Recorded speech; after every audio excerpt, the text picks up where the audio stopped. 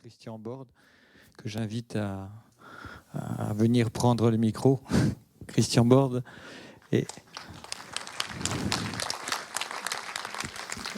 est un ami de formation ostéopathe et ex-sportif de haut niveau. Il pratique aussi plein de choses, il connaît beaucoup de choses, mais surtout dans ses caractéristiques, il vérifie et il teste tout. Et tout, ça veut dire il prescrit, il soigne, il accompagne, mais il ne fait que s'il a testé, si le test est positif. Et il vérifie tout de suite derrière si ça marche ou si ça ne marche pas. C'est rare de pouvoir faire ça et en même temps, ça lui donne accès à toutes sortes de choses. L'autre grande carte à jouer qu'il a, c'est qu'il est président de l'IUMAB. L'IUMAB, c'est un institut qui a été créé par Konstantin Korotkov, qui est l'inventeur de la caméra qui porte son nom, et qui met à disposition des machines quantiques pour vérifier l'impact sur l'énergie humaine, l'énergie photonique par l'effet de couronne au bout des doigts. Et ces machines permettent d'objectiver, enfin c'est une façon de parler, mais en tout cas de voir les effets d'une pratique, d'un test ou d'un remède dans l'instant quasi immédiat. En quelques secondes, vous avez déjà pour la plupart observé des images de ce genre. Donc Christian va nous parler à la fois des nuisances électromagnétiques, peut-être de l'imagerie et des tests qu'il a pu faire, et puis des manières de s'en protéger, parce qu'il s'agit maintenant, c'est de venir aussi dans la pratique et les conseils. On est face à un constat qui s'avère déjà très difficile à entendre et insupportable à envisager sous 20 ans. Et qu'est-ce qu'on peut faire ici et maintenant, quoi ? Merci Guy de cet accueil. Avant de démarrer, je vais poser mon portable surprotégé, même désactivé, qu'il soit loin de moi. Merci à tous d'être là et surtout merci à cette belle organisation, comme j'ai dit tout à l'heure, à Maïté Vial, Brigitte Bozio et tous les autres, tous les bénévoles de nous accueillir dans ce beau décor. Alors, on traite un sujet primordial à mon avis parce que, comme je dis toujours, nous, on n'est pas encore là pour s'entendre de plus. Donc, on a souvent, pour la plupart, généré la vie, engendré la vie. On a, pour certains, des petits-enfants et tout ça. Il faut s'occuper d'eux parce que nous, on a fait plein de bêtises.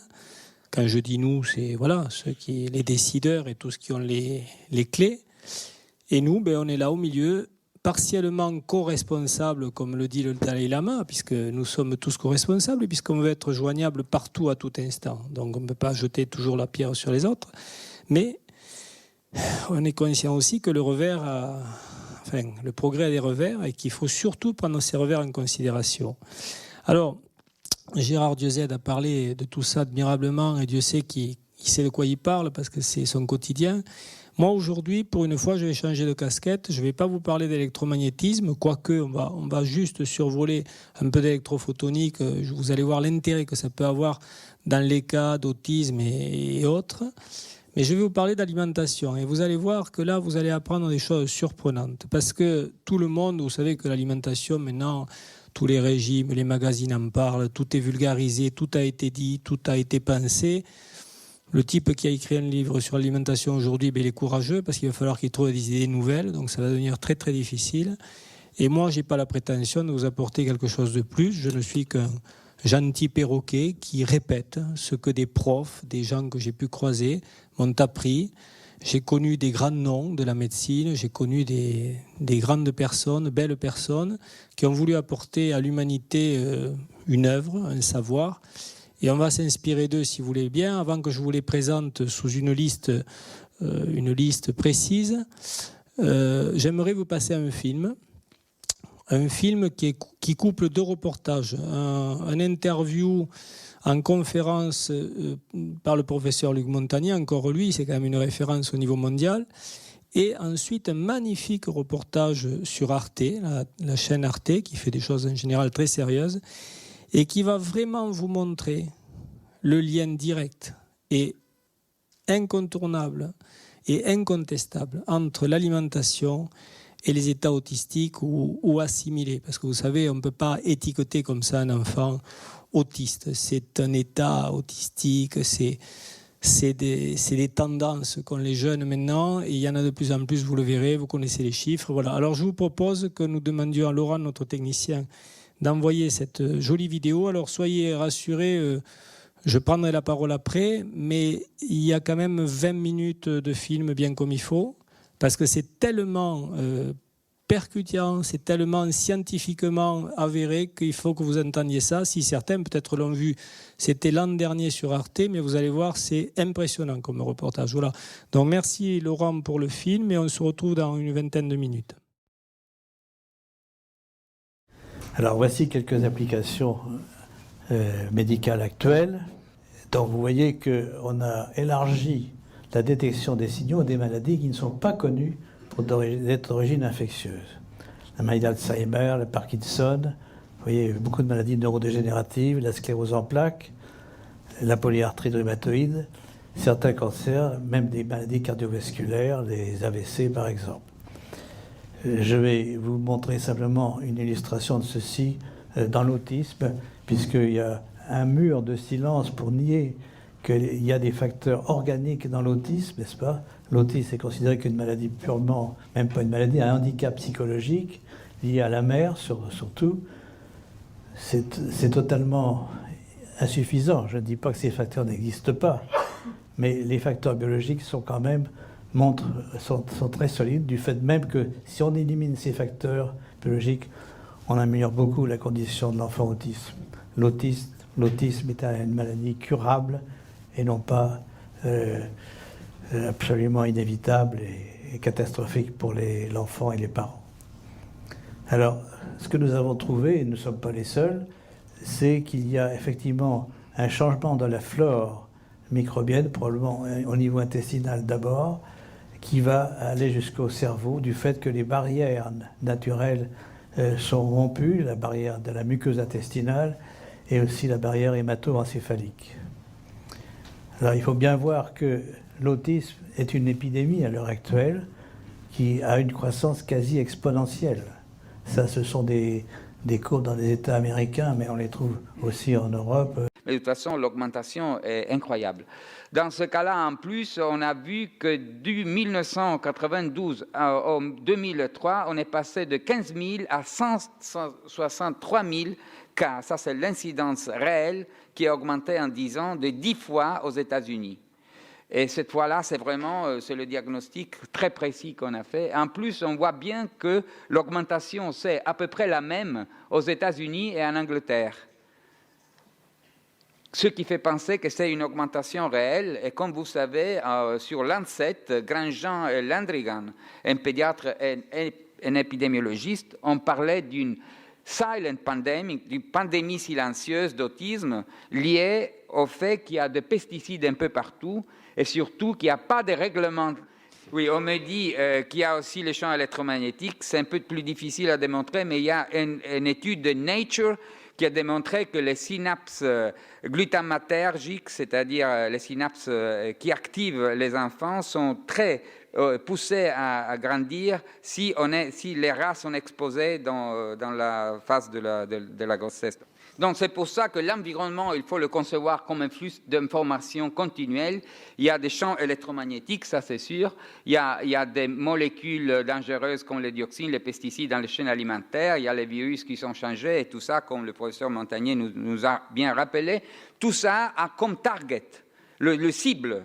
Le dernier cible, c'est l'épigénome. À ce point-là, il faut comprendre que l'épigénétique, ce n'est pas seulement une partie de la génétique. C'est-à-dire que vraiment, c'est une révolution conceptuelle. L'ADN, c'est une partie d'un network moléculaire complexe qui est l'épigénome et qui est continuellement poussé à changer par l'environnement. La direction du flux des informations, c'est continuellement de l'environnement sur l'ADN. C'est le contraire de ce qu'on pense d'habitude. Donc voilà, on approche de la fin. Il va falloir que je laisse la parole à Mme Christian. De même qu'il existe une hygiène alimentaire, chacun d'entre nous se doit de respecter une hygiène électromagnétique et plus particulièrement la femme enceinte et le jeune enfant. Se protéger des ondes est plus que jamais un challenge de santé publique pour les générations futures. Donc j'espère que j'ai pu vous aider à comprendre ces notions. Il y a un tout petit truc de plus que je voudrais vous faire entendre. Donc là, c'était, bon, vous avez compris, il faut se protéger. Mais je voudrais vous faire apprendre en 30 secondes le professeur Bellepomme. Pour les ondes électromagnétiques, quand vous avez un post-transistor, si vous coupez l'antenne, vous n'entendez plus la musique. Eh bien, c'est un peu la même chose. N'oubliez jamais que vous pouvez porter sur vous, que ce soit au niveau des lunettes, au niveau de ce que vous avez dans la bouche, ou au niveau des vêtements, vous pouvez avoir sur vous des matériaux qui font antenne en environnement électromagnétique. Si vous voulez, les champs électromagnétiques sont très souvent pas seuls en cause. Il y a en plus les alliages métalliques dentaires, les couronnes dentaires. Très souvent, on retrouve chez ces malades-là plusieurs alliages, plusieurs plombages métalliques. Quelquefois même, ça peut aller jusqu'à 10 ou 14 ou 15 plombages métalliques. Je dis aux dentistes pour leur dire, ne mettez plus d'alliages dentaires métalliques car vous générez ce syndrome d'intolérance aux champs électromagnétiques, puisque les alliages métalliques que vous mettez dans la bouche de vos patients font antenne lorsqu'ils sont soumis à des champs électromagnétiques. C'était le dernier message que je voulais vous faire passer. À l'époque, Bellepomme n'avait pas compris que non seulement il y avait les problèmes d'électrosensibilité avec les matériaux métalliques, mais en réalité, les matériaux non métalliques, que ce soit des résines ou des composites, font exactement la même chose, puisque la chimiosensibilité entraîne exactement les mêmes problèmes que l'électrosensibilité. La chimiosensibilité n'étant que l'intolérance au signal électromagnétique d'une matière chimique. Voilà, je vous remercie de votre attention.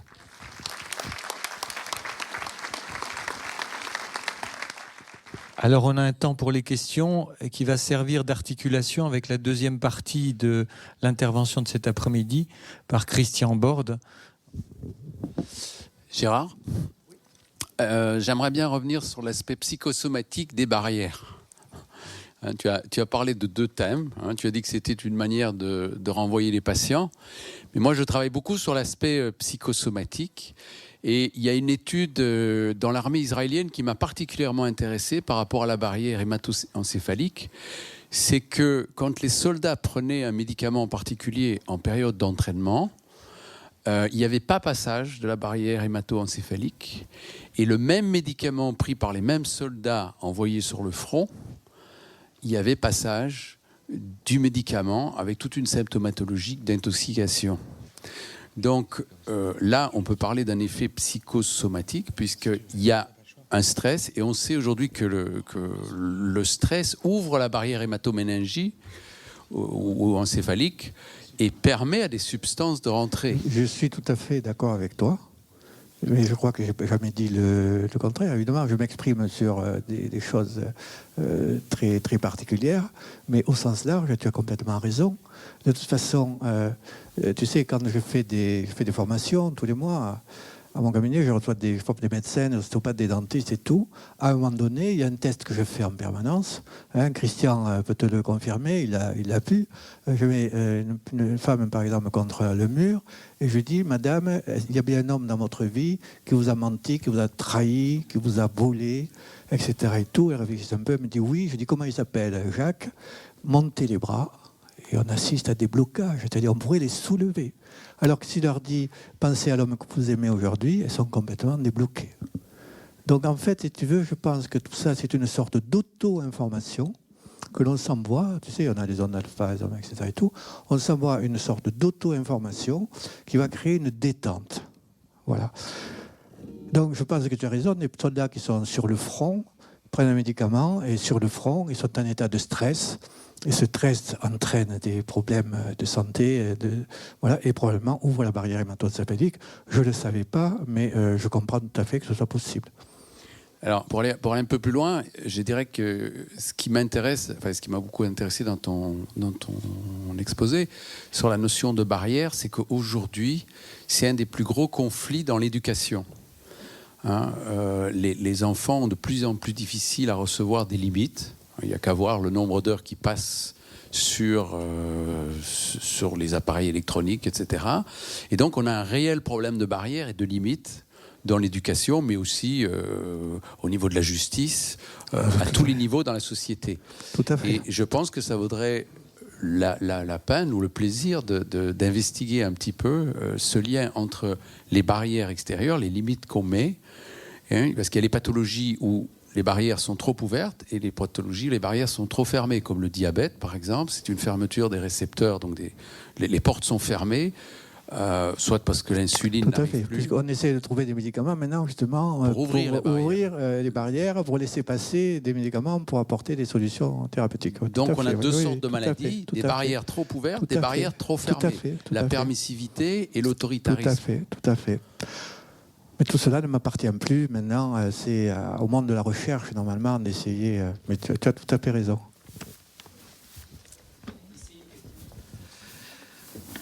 Je voudrais vous poser une question relative aux implants dentaires. Oui. Voilà. Est-ce que les implants dentaires ont 6 antennes? Oui, ils peuvent avoir un effet d'antenne, effectivement. Mais si vous voulez, quand on parle d'implant dentaire, en général, on parle du titane.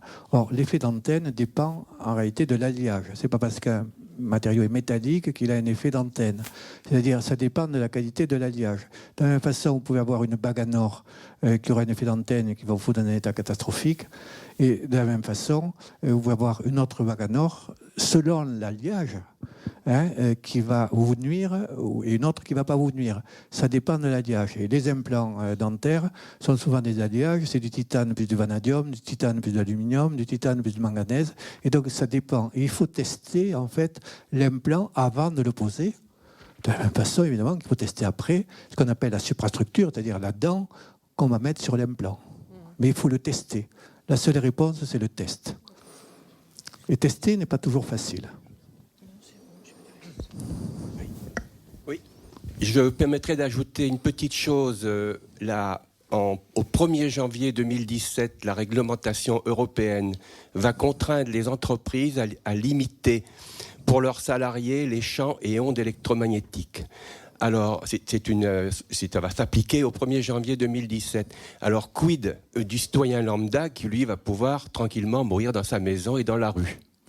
Et je voudrais ajouter une chose, je milite au sein du collectif du Grand Périgueux contre le Linky, et je suis très pessimiste parce que venant d'un milieu agricole, ayant moi-même exercé cette profession, il a fallu 50 ans à la MSA, Mutualité Sociale Agricole, pour reconnaître en maladie professionnelle les biocides.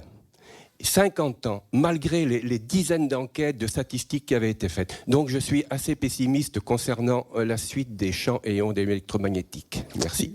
Je vous répondrai que je suis moi aussi assez pessimiste, mais c'est pas parce qu'on est pessimiste qu'il ne faut pas essayer de se battre. Et je suis complètement admiratif. Et vous savez, j'ai manifesté qu'une seule fois dans ma vie. J'ai manifesté à Toulouse justement pour qu'on lutte contre le Linky, les ondes électromagnétiques, etc. Et tout. Je l'ai fait qu'une fois dans ma vie parce que pour moi, c'est un sujet qui vaut le coup qu'on manifeste. Voilà. Après, le résultat, on fait ce qu'on peut. Voilà. De notre côté, il ne faut pas s'enfermer là-dedans. Il faut que la vie continue aussi. Moi, j'avais une question. En fait, c'est des ondes bénéfiques pour la santé. Est-ce que ce serait possible, en fait, de transformer en fait les ondes qui aujourd'hui sont négatives en ondes positives pour la vie, quoi. Voilà. Je pense effectivement qu'il peut y avoir des ondes électroniques positives. Moi, je me suis mis un jour devant un oscillateur de Lakowski. Je ne sais pas si tu connais. Voilà. Je me suis mis là pendant 10 minutes. J'ai été pris d'un sommeil pas possible. Et le lendemain, je crois que j'ai eu une forme olympique, puisque j'avais des propriétés où j'avais des chevaux, il y avait une barrière et des fils électriques. Et sans faire attention, en réflexe, j'ai enjambé, j'ai sauté par-dessus la barrière. Et c'est quand j'étais de l'autre côté que je me suis dit, mon Dieu, qu'est-ce que je viens de faire? Voilà, le problème, c'est que ça a duré une journée. Donc j'ai voulu recommencer. Je suis revenu 8 jours après, vite, parce que c'est comme si j'avais pris de la cocaïne. J'ai voulu recommencer et malheureusement, là, ça ne m'a plus rien fait. Donc, oui, et puis il y a vous savez, les belles-mères, là, je ne sais pas comment ça s'appelle et tout, il y a plein de systèmes maintenant. Maintenant, moi, je dis, il faut toujours être très prudent avec ces trucs-là parce que je me méfie toujours un peu des marchands. Il faut être sûr que ça fait du bien, etc. et tout. Et donc, je ne peux pas vous en dire plus, franchement. Allô ? Moi, je suis au milieu, oui. Là, je suis au milieu. Et je voulais rebondir sur la question de ce jeune homme. Il se trouve qu'en Suisse, il y a un docteur DOEP, D-O-E-P, qui travaille là-dessus. justement pour essayer de changer l'effet négatif des ondes en effet positif. Moi, je n'ai pas encore testé, je suis électrosensible, je n'ai pas encore testé ces pendentifs, mais apparemment, ça aiderait des personnes qui sont électrosensibles. Oui. Et alors vous savez, j'ai plein d'anecdotes à ce sujet. Je vais vous en raconter une rapidement parce qu'elle est amusante. Il y a quelques années, je vois arriver un patient qui venait de Galice, en Espagne. Un grand type avec les cheveux très noirs, bouclés, très athlétique, et qui me dit, voilà, je suis le champion d'Espagne des tondeurs de moutons. Je tonds 240 moutons à l'heure. Voilà. J'étais le champion de France et maintenant je ne sais pas ce qui se passe. Je suis crevé, je suis fatigué, je suis tombé à 140. Voilà, et ça ne va plus. Et donc je commence à le tester et tout. Quand je lui faisais les tests des bras, il était complètement bloqué, il avait les bras à l'horizontale, il ne pouvait pas aller plus haut. Il n'avait rien dans la bouche. Sur lui, je lui ai tout enlevé, je l'ai mis en slip. Rien, il était toujours bloqué. Et à un moment donné, j'ai vu qu'il avait un collier autour du cou. Et je lui ai dit, mais quand est-ce qu'on vous a offert ce collier ? Et écoutez, c'est un collier justement pour lutter contre les ondes électromagnétiques, mais on vous l'a offert quand ?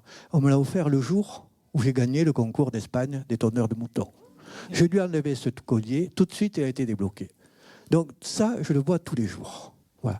Donc je suis très très prudent par rapport à ces petits gadgets, parce qu'ils peuvent avoir un effet positif au moment, mais comme toutes les pierres d'ailleurs, mais au bout d'un certain temps, il y a une sorte de saturation des récepteurs oscillatoires du corps, et ça fait l'effet inverse.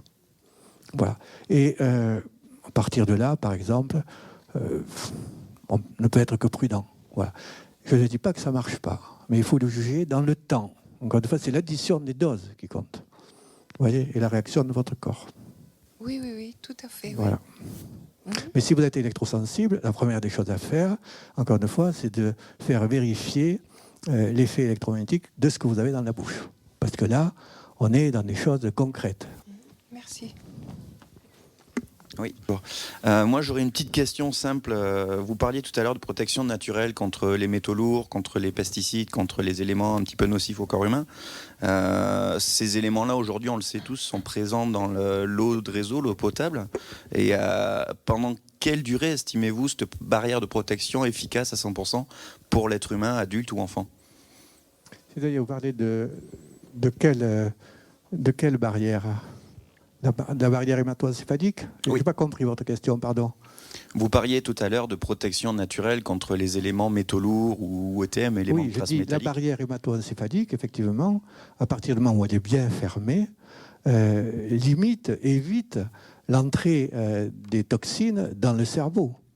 Voilà. Mais comme vient de vous le dire tout à l'heure Édouard, voilà, c'est vrai qu'on n'est qu'au début de nouvelles approches, de nouvelles sciences, donc il se passe probablement plein de choses. Ce qui est certain, encore une fois, c'est que les champs électromagnétiques ouvrent cette barrière, mais probablement aussi que le stress ouvre cette barrière. C'est que vient de nous expliquer, voilà, et donc je ne veux pas vous répondre à autre chose, si vous voulez. Vous savez, il y a toujours ce que je sais, ce que je pense, ce que j'imagine. Ce que j'imagine, je le dis jamais. J'ai tendance à ne parler que de ce que je sais. Voilà, et de temps en temps, de ce que je pense. Merci. Bonjour. Alors moi, c'était pas une question, c'était plus pour rebondir. Vous avez évoqué tout à l'heure la fibromyalgie et l'asthme. Je voulais savoir si vous étiez sensible et si vous connaissiez les vertus de certaines eaux, parce que je suis de la région Auvergne et à Roya, l'établissement thermal de Roya à côté de Clermont-Ferrand traite entre autres la fibromyalgie. Et je rappelle que la bourboule et les eaux de la bourboule sont extrêmement efficaces sur l'asthme. Alors, le thermalisme a le vent en poupe un petit peu depuis déjà quelques années. Mais est-ce que c'est des choses que vous recommandez ? Écoutez, là aussi, vous savez, on est un peu chacun dans son domaine. Moi, la fibromyalgie, ça fait partie un peu de de mon fonds de commerce, si j'ose parler comme ça. Je reçois tous les jours des patients qui viennent de partout, qui sont fibromyalgiques. Tous mes patients, vous pouvez regarder mon site en tapant mon nom sur Google. Hein, vous allez tout de suite le trouver. Lisez les témoignages. Hein, il y en a des centaines, c'est pas moi qui les écris. Pour moi, la fibromyalgie, dans le dernier livre que j'ai écrit, je parle d'électromyalgie. Pour moi, la fibromyalgie est une électromyalgie qui est potentialisée par les matériaux en bouche. Pour moi, c'est une certitude, c'est une vérité, et on m'en fera difficilement décoller. Maintenant, je pense que les eaux thermales, à partir du moment où vous prenez des bains, que vous buvez de l'eau, etc. et tout, eh bien, vous vous dépolluez, parce que la fibromyalgie est aussi associée à des problèmes d'alimentation, notamment le gluten et les produits laitiers. Et dans les eaux thermales, le fait de se baigner, par exemple, vous décharge électriquement et vous amène une amélioration de santé. Merci. Mais là, on est dans le timing pour laisser la place à Christian Borde, que j'invite à venir prendre le micro. Christian Borde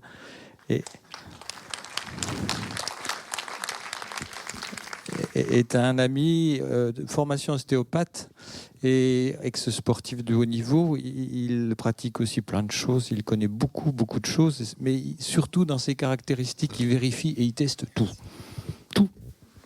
Et tout, ça veut dire il prescrit, il soigne, il accompagne, mais il ne fait que s'il a testé, si le test est positif. Et il vérifie tout de suite derrière si ça marche ou si ça ne marche pas. C'est rare de pouvoir faire ça, et en même temps, ça lui donne accès à toutes sortes de choses. L'autre grande carte à jouer qu'il a, c'est qu'il est président de l'IUMAB. L'IUMAB, c'est un institut qui a été créé par Konstantin Korotkov, qui est l'inventeur de la caméra qui porte son nom, et qui met à disposition des machines quantiques pour vérifier l'impact sur l'énergie humaine, l'énergie photonique par l'effet de couronne au bout des doigts. Et ces machines permettent d'objectiver, enfin c'est une façon de parler, mais en tout cas de voir les effets d'une pratique, d'un test ou d'un remède dans l'instant quasi immédiat. En quelques secondes, vous avez déjà pour la plupart observé des images de ce genre. Donc Christian va nous parler à la fois des nuisances électromagnétiques, peut-être de l'imagerie et des tests qu'il a pu faire, et puis des manières de s'en protéger, parce qu'il s'agit maintenant, c'est de venir aussi dans la pratique et les conseils. On est face à un constat qui s'avère déjà très difficile à entendre et insupportable à envisager sous 20 ans. Et qu'est-ce qu'on peut faire ici et maintenant, quoi ? Merci Guy de cet accueil. Avant de démarrer, je vais poser mon portable surprotégé, même désactivé, qui soit loin de moi. Merci à tous d'être là, et surtout merci à cette belle organisation, comme j'ai dit tout à l'heure, à Maïté Vial, Brigitte Bozio et tous les autres, tous les bénévoles, de nous accueillir dans ce beau décor. Alors, on traite un sujet primordial à mon avis, parce que, comme je dis toujours, nous, on n'est pas encore là pour s'entendre de plus. Donc, on a souvent, pour la plupart, généré la vie, engendré la vie. On a, pour certains, des petits-enfants et tout ça. Il faut s'occuper d'eux. Parce que nous, on a fait plein de bêtises. Quand je dis nous, c'est voilà, les décideurs et tous ceux qui ont les clés. Et nous, on est là au milieu, partiellement co-responsables, comme le dit le Dalai Lama, puisque nous sommes tous co-responsables, puisqu'on veut être joignable partout à tout instant. Donc on ne peut pas jeter toujours la pierre sur les autres.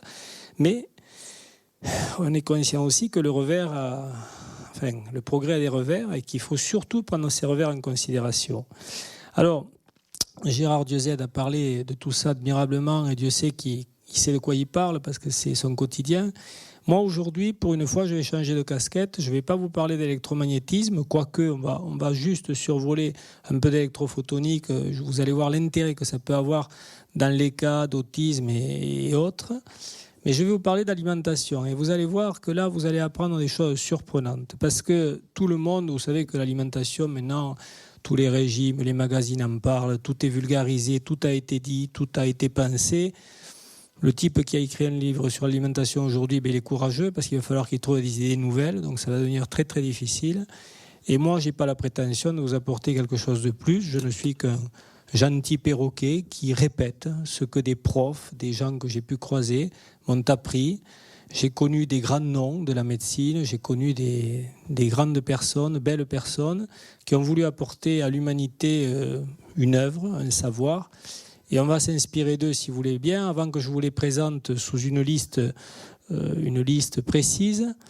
J'aimerais vous passer un film qui couple 2 reportages, un interview en conférence par le professeur Luc Montagnier, encore lui, c'est quand même une référence au niveau mondial, et ensuite un magnifique reportage sur Arte, la chaîne Arte, qui fait des choses en général très sérieuses, et qui va vraiment vous montrer le lien direct et incontournable et incontestable entre l'alimentation et les états autistiques ou assimilés. Parce que vous savez, on ne peut pas étiqueter comme ça un enfant autiste. C'est un état autistique, c'est des tendances qu'ont les jeunes maintenant, et il y en a de plus en plus, vous le verrez, vous connaissez les chiffres. Voilà. Alors je vous propose que nous demandions à Laurent, notre technicien, d'envoyer cette jolie vidéo. Alors soyez rassurés, je prendrai la parole après, mais il y a quand même 20 minutes de film bien comme il faut, parce que c'est tellement percutant, c'est tellement scientifiquement avéré qu'il faut que vous entendiez ça. Si certains peut-être l'ont vu, c'était l'an dernier sur Arte, mais vous allez voir, c'est impressionnant comme reportage. Voilà. Donc merci Laurent pour le film, et on se retrouve dans une vingtaine de minutes. Alors voici quelques applications médicales actuelles. Donc vous voyez qu'on a élargi la détection des signaux des maladies qui ne sont pas connues pour d'être d'origine infectieuse. La maladie d'Alzheimer, le Parkinson, vous voyez beaucoup de maladies neurodégénératives, la sclérose en plaques, la polyarthrite rhumatoïde, certains cancers, même des maladies cardiovasculaires, les AVC par exemple. Je vais vous montrer simplement une illustration de ceci dans l'autisme, puisqu'il y a un mur de silence pour nier qu'il y a des facteurs organiques dans l'autisme, n'est-ce pas? L'autisme est considéré qu'une maladie purement, même pas une maladie, un handicap psychologique lié à la mère surtout. C'est totalement insuffisant. Je ne dis pas que ces facteurs n'existent pas, mais les facteurs biologiques sont quand même sont très solides, du fait même que si on élimine ces facteurs biologiques, on améliore beaucoup la condition de l'enfant autiste. L'autisme est une maladie curable et non pas absolument inévitable et catastrophique pour l'enfant et les parents. Alors, ce que nous avons trouvé, et nous ne sommes pas les seuls, c'est qu'il y a effectivement un changement de la flore microbienne, probablement au niveau intestinal d'abord, qui va aller jusqu'au cerveau, du fait que les barrières naturelles sont rompues, la barrière de la muqueuse intestinale et aussi la barrière hémato-encéphalique. Alors il faut bien voir que l'autisme est une épidémie à l'heure actuelle qui a une croissance quasi exponentielle. Ça, ce sont des courbes dans les États américains, mais on les trouve aussi en Europe. Merci.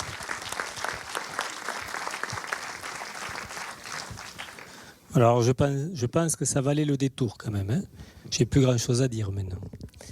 Non, on va essayer, si vous voulez bien, de rentrer dans du pratique. Je voulais juste faire honneur à tous ces gens desquels je me suis inspiré pour toutes ces recherches synthétiques sur l'autisme, parce que je ne peux pas tout vous dire ce soir, mais déjà mon ami Feu, le docteur Jean Seignalet, qui était maître de conférence à l'université de Montpellier, qui avait une casquette plurielle, il était rhumato-immuno, il était gastro, enfin il a fait pas mal de choses. Il était surtout responsable du laboratoire d'histocompatibilité pour les greffes d'organes. Après, bien sûr, incontournablement, le professeur Henri Joyeux, qui nous donne énormément de bases et d'études scientifiques pour avancer dans l'alimentation. Le professeur Luc Montagnier, on ne parle pas de lui tellement, tout le monde maintenant fait référence à ses travaux. Le docteur Natasha Campbell-McBride, qui est vraiment une des plus avancées dans les recherches sur l'autisme. Le docteur Claude Lagarde, qui par ses travaux sur la nutrition cellulaire active nous a apporté énormément de choses et a même conçu un bilan spécifique qui s'appelle le IOMET. Le docteur Jean-Pierre Willem, qui lui est un médecin aux pieds nus, il a baroudé partout, il a été dans le monde entier faire des études, des recherches, et en tout cas, il a eu le mérite de faire une synthèse sur le sujet abordé ce soir. Le docteur Philippe Gaston Besson, qui fait partie de l'association médicale Kouzmine en Suisse, et qui est vraiment très très pointu sur tout ce qui est microbiote intestinal.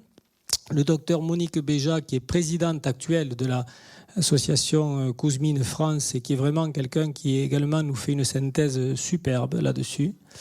Et enfin, je citerai un dernier, le docteur Nadine Schuster, qui, elle, vous allez voir, vous garde une surprise pour la fin sans que vous ne le sachiez encore. Donc une lettre ouverte aux parents d'autistes, c'est du docteur Natasha Campbell, et effectivement, à ce qu'elle dit, c'est vrai que c'est pas du tout évident et que des parents pris en considération par la médecine classique, qu'elle soit française ou dans d'autres pays, ça doit pas être évident du tout, mais ce soir, vous allez voir, on va pousser les portes, on va ouvrir les horizons. Bon, les chiffres, on ne va pas vous les redonner, mais très rapidement. Il y a 20 ans de ça, vous voyez, c'était 1 sur 10 000. À ce jour, on est autour de 1 sur 150 en Grande-Bretagne. C'est les chiffres du ministère. Idem pour les US et Canada. L'affection frappe 3 garçons pour une fille. Et une augmentation quasiment de 500% sur les 10 dernières années. Comment expliquer une augmentation aussi brutale et soi-disant incurable par la médecine traditionnelle? Est-ce qu'il faut se pencher sur la génétique? Je ne crois pas. Enfin, en tout cas, je n'ai pas les compétences et le recul pour le dire, mais c'est les chercheurs qui disent ça. C'est a priori pas la bonne voie. Par contre, l'épigénétique semble nous ouvrir de grands horizons. Et est-ce qu'il y a surtout un dénominateur commun à ces pathologies du spectre autistique? Alors, on va s'intéresser un peu au système digestif dans son ensemble tout d'abord, puis après on zoomera un peu plus sur l'intestin. Des centaines de jeunes enfants consultés par le docteur Natasha Campbell le confirment, et c'est qu'il y a un lien direct. Il semblerait que le système digestif de l'enfant conditionne vraiment son développement mental. Donc elle a baptisé ça donc, le GAPS, donc le syndrome entéropsychologique, et vous allez voir que dans son livre, où elle le développe énormément, il y a plein d'informations très très utiles, notamment concernant la nutrition de l'enfant. Mais se rattache aussi à ces problèmes d'origine digestive tout un tas d'autres symptômes ou pathologies comme la schizophrénie, la dépression, les troubles d'alimentation, les troubles maniaco-dépressifs, bipolaires et obsessionnels compulsifs. Donc vous voyez, tout ça, ça fait beaucoup de choses qui sont liées au même socle qui est l'alimentation. Le célèbre psychiatre français, donc Philippe Pinel, regardez ce qu'il disait déjà à l'époque lointaine, en 1700, certainement il a dû dire ça vers 1765 ou 70. Le siège de la folie se trouve communément au niveau de l'estomac et des intestins. Hippocrate disait également toutes les maladies commencent dans l'intestin. Bouddha, paraît-il, disait un sage est un homme dont l'intestin fonctionne parfaitement. Donc vous voyez, quelles que soient les époques de la vie, les gens ont dit à peu près les mêmes choses, il devait y avoir un tronc commun. On va zoomer un peu plus sur l'intestin pour se rapprocher notamment du grêle. Ce qu'on constate dans le GAP, si vous voulez, vous avez vu cette maman d'Andrew là. Alors c'était émouvant parce que regardez bien le début du film d'Arte, du reportage, c'est que la maman d'Andrew, on la voit toute jeune avec son enfant qui est toujours sur la pointe des pieds comme ça, le haut du dos courbé. Et ça va rappeler toutes les tensions de la chaîne postérieure avec des gamins qui sont en souffrance permanente. Et donc, cet Andrew, il a fini sa vie d'adulte à faire comme Forrest Gump, c'est-à-dire il s'est spécialisé dans le jogging et il court sans arrêt, c'est une manière de se défouler. Voilà, mais en tout cas, chez tous ces enfants autistes, on constate un dénominateur commun qui est vraiment un problème avec les selles, donc avec des coliques, ballonnements, flatulences, diarrhée, etc. Et surtout, diarrhée-constipation, ce qui est vraiment la preuve qu'il y a une alternance d'obstruction. Après, quand les toxiques endogènes sont trop importants en quantité, le corps relâche tout. Enfin, c'est une catastrophe. Et les parents l'attestent. Et il faut surtout écouter les parents en consultation parce qu'en vérité, c'est eux qui vous font, je ne dirais pas le diagnostic, mais ils vous plantent le tableau pour que vous puissiez agir. Parfois, la constipation dure plus d'une semaine. Elle est suivie de selles tellement volumineuses que devinez ce qui se passe, l'enfant ne veut plus aller à selle parce qu'il souffre trop. Et donc, on va avoir une toxémie endogène par fermentation puis putréfaction. Il faut savoir que dans le côlon, la partie descendante jusqu'au sigmoïde, on a des phénomènes indicibles comme des putrécines, des cadavérines qui sont générées avec des corps aromatiques qui irrite la muqueuse, qui l'inflamme. Enfin, on est dans un tableau, non pas clinique, mais enfin, en tout cas, un tableau d'état qui n'est pas très heureux et l'enfant souffre et bien sûr la toxémie se dirige vers le cerveau, vous allez voir par quel biais. Donc, ces occlusions fécales entraînent cette alternance de fermentation-putréfaction, parfois durant des mois entiers, et vont rendre tout ceci favorable à la prolifération de parasites, de bactéries, de champignons et de virus. Mais au final, dites-vous que quand il y a stagnation, quand il y a putréfaction, on finira toujours par un accroissement des toxines qui vont migrer vers le sang.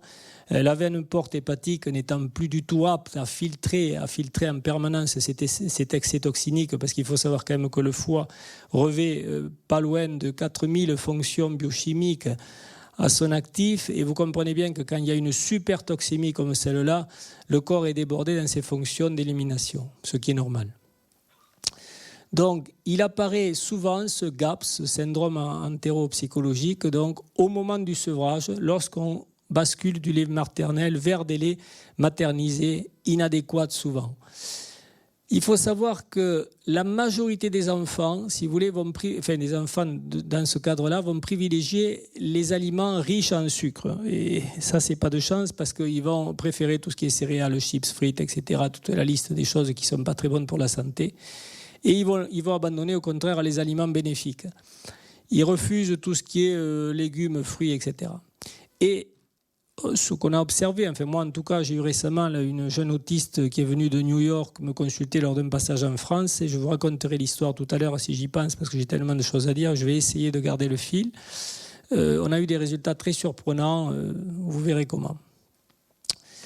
Donc ça, si vous ne l'avez pas lu, il est à lire. Ce docteur Natasha Campbell a fait des travaux énormes et c'est peut-être un des médecins au monde, je dirais, qui a vu le plus de jeunes autistes. Alors maintenant, approchons-nous de tout ce qui est comportemental chez ces enfants-là. Donc, ce qu'on sait, c'est que les critères de diagnostic, en général, se basent sur le fait que les choses se passent avant ou autour de l'âge de 3 ans, quand il y a introduction des premières farines. On a une constance des troubles digestifs due à quoi ? Alors je l'ai mis en abrégé parce que c'est une dénomination à rallonge, due à l'hyperperméabilité de l'intestin grêle, donc HPIG. Il y a des troubles de la socialisation, avec des troubles de l'acquisition du langage, parfois des dyslexies. Et on a observé qu'il y a environ 25% des enfants qui ont un QI supérieur à 70 et 50% par contre qui ont un QI inférieur à 50. Donc, pas mal de crampes, d'hypotonie, de retard moteur, etc. Alors, il y a un paradoxe sur un plan postural, c'est qu'il y a une hypotonie globale. Moi, j'ai un jeune patient, c'est un cas, enfin, pour moi, c'est des cas comme ça à pleurer, parce que je connais bien la maman qui tient une pharmacie. Elle avait un enfant de 6 mois en parfaite forme, il avait un tonus extraordinaire, il se quillait droit, une grosse tête, enfin on sentait que c'était un futur solide. Et puis, faute à pas de chance, le pédiatre lui a fait un vaccin composé. Alors il devait y avoir Penta, je ne sais plus quoi à l'époque. Bon, ça fait un moment, ça fait une dizaine d'années. Dans les jours qui ont suivi, il a commencé à avoir une hypotonie. Il s'est replié sur lui-même. Et ça fait 11 ans qu'il est dans un centre spécialisé et il ne communique pratiquement plus qu'en faisant le cri du cheval. Voilà. Et quand c'est quelqu'un que vous suivez de près, ça fait très très drôle. Ça fait très drôle. Et elle a mis un moment avant d'oser générer un deuxième enfant parce que les médecins se sont réunis et se regardaient entre eux en disant mais est-ce que c'est pas un problème génétique, et ils consultaient les familles pour voir s'il n'y avait pas de tard. Voyez, alors que jusqu'au vaccin, cet enfant n'a jamais rien eu. Enfin bon, c'est la faute à pas de chance, si c'est pas la faute au vaccin en tout cas. Le pronostic reste très réservé parce qu'il y a souvent des associations fréquentes avec d'autres pathologies. Bien sûr, on ne peut pas, c'est toujours polyfactoriel, vous le savez, on ne peut pas tout ramener à ça. Il y a une absence de thérapeutique en médecine officielle et il y a un risque de déficit intellectuel si la prise en charge est trop tardive. L'autisme de l'enfant correspondrait à la maladie d'Alzheimer du senior. Alors pourquoi je précise ça ? Parce que si vous voulez, le professeur Bellepomme, de qui nous nous sommes rapprochés pour préfacer notre livre avec Gérard, met vraiment en avant la maladie d'Alzheimer, vous le verrez tout à l'heure, comme étant un facteur lié à l'accumulation d'ondes dans le corps, d'ondes électromagnétiques, entraînant hypoperfusion cérébrale, on le verra tout à l'heure. Donc, est-ce que tout ça effectivement ne serait pas lié? C'est-à-dire, est-ce que l'enfant ne servirait pas de fusible tout jeune, alors que nous, adultes, nous n'avons pas trop servi de fusible trop jeune parce qu'on a connu les ondes plus tard et finalement, notre corps se sera formé tranquillement, alors que les fœtus aujourd'hui, dès l'ovulation, quand le spermatozoïde rencontre l'ovule, ça y est, c'est parti, et ils sont baignés d'ondes jusqu'à leur mort, les gens. Donc, c'est pas la même vie qu'ils mènent aujourd'hui et que nous avons menée à l'époque. N'oubliez pas quand même qu'Einstein, Newton auraient été des autistes Asperger avec énormément de problèmes de communication. Donc, et Einstein, d'après ce qui a été dit, aurait parlé vers l'âge de 5 ans. Alors regardons un peu du côté de la biologie ce qui se fait communément et qu'est-ce qui peut être intéressant. Il faut surtout vérifier la présence d'intolérances alimentaires. Alors, tout ce qui est gluten, céréales, caséine, etc., je pense que ça fait plus de doute, puisque vous voyez, les chercheurs américains et canadiens ont quand même se sont donné les preuves, mais voilà, on sait aujourd'hui qu'il y a quelque chose à gratter par là. Et je précise en gras, je vous ai mis en gras les choses à retenir, après le reste, c'est du blabla. Donc, tout ça est aggravé par l'hyperperméabilité d'intestin grêle. D'accord ? Donc, on observe souvent des carences en oméga 3, en vitamine A, les vitamines E, donc qui sont, vous le savez, très instables, très fragiles, et qui sont les vitamines qui nourrissent le système nerveux, la B6, la B9, la B12. Souvent des anémies ferriprives, des carences en différents minéraux, du glutathion, la L-carnitine, au niveau des acides aminés, pré- et probiotiques. Voilà. Donc ça, c'est les grandes lignes. Et après, on va aller un peu plus vers l'alimentation, on va rentrer dans le pratique, avec les aliments qu'on pourrait qualifier d'incriminés. Il faut savoir que depuis longtemps, l'exclusion du blé et des laits animaux a réduit l'autisme considérablement. Le professeur Reichel, donc, qui a observé que le régime sans gluten et sans caséine occasionnait une amélioration chez 81% des enfants. Par contre, notez bien, c'est que la reprise systématique, ou du moins la reprise de ces aliments, entraîne systématiquement une réaggravation. Donc ça, c'est quand même une démonstration par les faits. Je pense qu'il n'y a pas besoin de faire 100 ans encore d'études épidémiologiques et de faire des tonnes d'examens pour observer. La médecine, nous n'oublions pas, a acquis ses lettres de noblesse par l'observation. Au départ, c'était empirique, et puis au bout de 100 cas, 1000 cas, on admet que la chose est vraie. Et là, c'est ce que semblent nous dire les chercheurs américains. Par dégradation incomplète, si vous voulez, le gluten va fournir des peptides qui vont passer dans la circulation sanguine. Nous allons voir ensuite, un peu plus tard, un zoom sur les entérocytes et la muqueuse intestinale. Donc ce gluten va produire, si vous voulez, des gliadinomorphines, et tout ça va finir en substances toxiques au niveau du cerveau sous forme d'opioïdes. Donc, vous imaginez ce que sont les opioïdes ou les opiacés et toutes ces choses, l'effet qu'elles ont sur le cerveau. On voit les gens, quand ils sont, mettons, sous scanant, en fin de vie, avec des cancers ou autres, l'état dans lequel ils sont quand ils vous regardent, leurs yeux, il y a voilà, un effacement de la personnalité, ils sont déjà ailleurs. Et bien, ces jeunes, il semblerait qu'ils aient dans le cerveau des choses de cet ordre-là, qui puissent parasiter complètement leur fonctionnement neuronal. Ces peptides opiacés vont se comporter dans l'organisme comme certains morphiniques, c'est ce que je viens de vous dire, entraînant des désordres comportementaux. Ceci va de l'hyperactivité à l'autisme. Il n'y a pas de, c'est pas scindé. Ça veut dire qu'il y a le spectre autistique, mais l'hyperactivité, on va dire, fait partie des dégâts. Hein.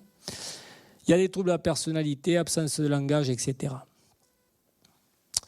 Voilà, alors le blé est devenu un véritable monstre. C'est dommage parce qu'on aime tous, j'espère, le pain ici dans la salle. Moi, je l'aime beaucoup. Je ne peux pas résister à un morceau de pain si j'ai en plus de l'huile d'olive vierge à côté, parce que je ne vais pas la boire à la cuillère, donc j'éponge avec le pain. Donc on aime tous le pain, mais le pain est devenu un monstre, si vous voulez. Et le problème, c'est qu'entre les mutations génétiques, entre les pesticides, tout ce qu'on met dans nos terres, etc., plus les modes de cuisson, plus la levée de la pâte, parce que vous savez, un jour, il y a quelqu'un qui a dit « time is money », et depuis que quelqu'un a dit ça, tout le monde court pour gagner un peu plus d'argent. Alors avant, moi je me souviens, parce que mon oncle était président des boulangers de Tarn-et-Garonne, Et il avait un énorme fournil. J'ai vu des miches de pain gonflées dans le fournil toute ma jeunesse. Et il prenait le temps. Il se levait très tôt, enfin, il se débrouillait à prendre le temps. Alors que maintenant, ils ont fabriqué des chambres de pousse. Ils t'enfournent tout ça dans des chambres de pousse qui transforment directement, si vous voulez, l'enveloppe du grain, les phytates. Au lieu de passer par une fermentation lactique, ça transmute directement en acide phytique. Et l'acide phytique, il faut savoir, est une catastrophe. Et pour vos capillaires, il bouffe tout. Et pour votre intestin, ça vous déminéralise, ça fait les pires choses. Voilà. Et ça, c'est le bon pain qui est le symbole français. Voilà. Et bien voilà ce qu'il est devenu. Donc il faut savoir que la structure des protéines, elles sont transformées parce qu'il y a une modification spatiale par la cuisson, vous le savez tous. C'est que quand on cuit quelque chose, par exemple, on cuit un ose, un sucre, jusqu'à le caraméliser, les systèmes enzymatiques corporels ne reconnaissent plus cet ose parce que spatialement, il a été distordu. Il n'est plus reconnu par nos enzymes. Et qu'est-ce qui se passe? C'est que quand le corps ne reconnaît pas, c'est-à-dire ne peut pas assimiler par les voies normales ce type d'aliments, enfin d'aliments, de nutriments, eh bien, il va le stocker où il peut. Et où c'est qu'il va pouvoir le stocker? Dans les chaînes paramétaboliques, dans le système graisseux. Alors, souvenez-vous, quelqu'un hier soir a parlé, je pense, de l'allaitement, mais on a dit tellement de choses depuis hier que je ne sais plus qui a dit quoi. Le tissu graisseux va être le lieu de stockage de tout un tas de choses non désirables. La femme, en l'occurrence, a sur la zone ventrale un tissu adipeux qui est irréductible parce que la nature n'a pas prévu que nous vivrions dans la pléthore. Et elle a prévu que la femme, quel que soit son état de dénutrition, en période de famine et tout, puisse toujours être capable d'allaiter un fœtus, puisse être capable d'allaiter un bébé. Et pour allaiter son bébé, il faut qu'elle puise quelque part l'énergie, les ingrédients, etc. Et elle va puiser dans ces cellules alpha-2, là, qui sont des cellules antilipolytiques. Donc elles ont toujours un petit coussinet de graisse, les femmes, là. Et c'est heureux, parce que c'est la nature qui l'a conçu ainsi. Mais ces lieux de stockage, comme les petites rondeurs sur les hanches, chez les femmes plutôt de morphologie gynoïde, etc., eh bien, c'est des choses qui sont naturelles. Donc là, tout ça, ça se stocke là. D'où le fait que le tissu graisseux n'est pas la chose la plus saine du corps et que quand les gens maigrissent très vite, il y a certains dangers. Donc il faut supprimer le pain, les croissants, les gâteaux, tout ce qui contient du blé, mais attention, il n'y a pas que le blé, parce que vous verrez, on va citer les céréales une par une. Le pain complet est pire encore, pourquoi? Parce qu'il est généralement plus cuit et riche en molécules de Maillard. Et je viens de vous le dire juste avant, d'acide phytique. Donc l'orge, le seigle et l'avoine appartiennent à la famille du blé, avec 7 paires de chromosomes au moins. Par contre, il faut savoir que le riz est resté semblable à sa forme préhistorique et qu'il en est idem pour le sarrasin, donc le blé noir. Voilà.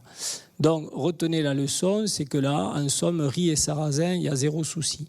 Après, on pourra discuter, si vous voulez, dans le cadre des questions à la fin, l'épeautre, le petit épeautre, tout ce que vous voulez. Nous, personnellement, on n'est pas malade avec Sylvie et mes enfants, donc on consomme du petit épeautre bio, fait avec amour par le boulanger du coin, mais parce qu'on a la chance d'avoir quelqu'un qui nous fait un pain extraordinaire. Mais les gens qui sont affectés de ça doivent même se méfier du petit épeautre. Donc les laits animaux font depuis longtemps l'objet de controverses. Le public devient méfiant à leur égard.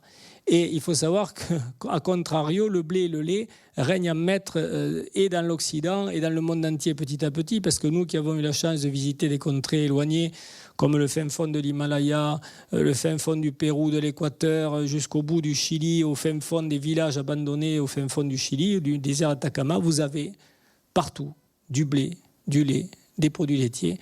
Donc ça pénètre partout. Donc on n'est pas à essayer de changer les habitudes, on est juste à dire aux gens, si vous avez une pathologie de ce style, réfléchissez autrement parce que sinon vous aurez du mal à en sortir. Voilà, il ne faut pas être sectaire. Moi, je vous sais pas, c'est pas compliqué. Je dis à tous mes patients, après un examen détaillé tel un inspecteur de police, et c'est un peu ça, je leur dis, écoutez, je vous donne des conseils. Selon la gravité, je dis, dans 2 mois, on fait le point ou dans 6 mois. Mais en tout cas, je leur dis, si après ces 2 ou 6 mois, vous n'avez pas de résultat, vous oubliez tout ce que je vous ai dit. Parce que moi, je n'ai aucun intérêt à vous changer vos habitudes. C'est juste une tentative d'amélioration. Donc, les caséines des laitages forment des casomorphines, donc, et tout ça vient perturber la gestion de la sérotonine. Donc, vous voyez, on commence à citer un mot important, la sérotonine, donc régulation de l'humeur, régulation du sommeil, régulation de toutes ces choses essentielles au système nerveux. et cela conduit à des informations excessives qui sont transmises par nos sens, donc, et on va vers des insomnies, des actions impulsives ou compulsives. Voilà. Il faut savoir que 80% des protéines du lait sont des caséines et ne sont autres que des phosphoprotéines insolubles. Donc imaginez qu'est-ce que va devenir une phosphoprotéine insoluble dans un tube digestif censé assimiler au fur et à mesure. On va le voir. Donc le lait humain, par contre, à contrario, lui est très pauvre en caséine. Donc le problème majeur vient de l'imbrication des métabolismes du phosphore et du calcium, en ce sens que, regardez ce qui est dit dessous, c'est que le phosphore va inhiber l'absorption du calcium. Donc si vous voulez, ce gros déséquilibre petit à petit va entraîner des carences en fer, des carences en manganèse. On a des femmes, des grosses buveuses de lait ou des mangeuses de yaourt, qui ont le visage pâle, très, très blanc. Et si vous les interrogez, est-ce que vous avez... Parce que quand elles sont très pâles comme ça, vous leur demandez s'ils n'ont pas des anémies fériprives, avec des règles abondantes. Et puis, pas toujours, mais c'est ce métabolisme phosphocalcique qui entraîne après des déséquilibres au niveau du fer, du manganèse, et qui tout ça finit par une déminéralisation qui va bon train, puisque... Si vous voulez, pour avoir absorbé au départ trop de calcium, c'est-à-dire 4 fois plus qu'il n'en faut pour un humain, eh bien le corps, par ses modes d'évacuation naturels, va ouvrir les vannes et chasser ce trop-plein de minéraux, parce que chez les gens qui n'ont pas la chance que le système le système hépato-rénal fasse bien son travail, eh bien qu'est-ce qui va se passer ? C'est qu'on aura des calcifications dans tout le corps. Alors j'ai même des cyclistes fanatiques, parce que chez les cyclistes, il y a des types qui veulent battre des records en permanence. Et chez ces cyclistes qui boivent 1 litre de lait tous les matins, on a des coudes qui sont bloqués par du cal, quoi. Ils ont fait du calcium partout, ils se sont soudés les coudes. D'autres, ils se soudent d'autres parties du corps. D'autres, ils ont plein de microcalcifications dans les épaules. Enfin, voilà. Chacun choisit son cas, mais enfin, il faut quand même réfléchir à un moment donné. Donc, c'est le calcium qui assure la perméabilité des membranes, si vous voulez, et qui va permettre une transmission correcte de l'influx nerveux, et donc, par là même, le maintien d'une vie cellulaire correcte. Par contre, il faut savoir que les aliments riches en phosphore, donc des protéines, et tout ce qui est corps antigénique, on va le voir juste après, induisent non seulement une moindre biodisponibilité du calcium, mais également une carence en vitamine B, donc B3, B6. Et tout ça, c'est la porte ouverte aux maladies auto-immunes. On le verra également un peu plus loin. Donc, on va parler brièvement des métaux lourds. Vous voyez, j'ai mis un peu toutes les sources potentielles de métaux lourds, mais il y en a d'autres. Mais enfin, ça, c'est les principales que nous subissons, je dirais, sans le vouloir. Parce qu'on ne demande pas de respirer les pots d'échappement. Bon, si on a le choix de ne pas manger du thon ou des très gros poissons qui sont des gros prédateurs, mais en tout cas, qui n'a pas eu une petite carie dans sa vie à aller se faire un plombage, lever la main, mais je pense qu'il n'y a pas grand monde. Voilà, alors les métaux lourds, c'est une intoxication lente, donc essentiellement due au mercure et au plomb, qui sont rejetés en l'atmosphère. Mais il y a également, on vient de le dire, tout ce qui est amalgame dentaire, les cigarettes, chez les fumeurs, mais chez les fumeurs, s'ils ont des enfants, les enfants sont en fumée passive, donc c'est pire encore. Les vaccins qui contiennent pour 80% d'entre eux de l'aluminium en guise d'adjuvant pour soi-disant renforcer l'immunité. Et donc celui qui a été le plus mis en cause donc, est le ROR, qui est quand même un vaccin qui a été étudié par les anglo-saxons et vous allez voir sous quelle forme.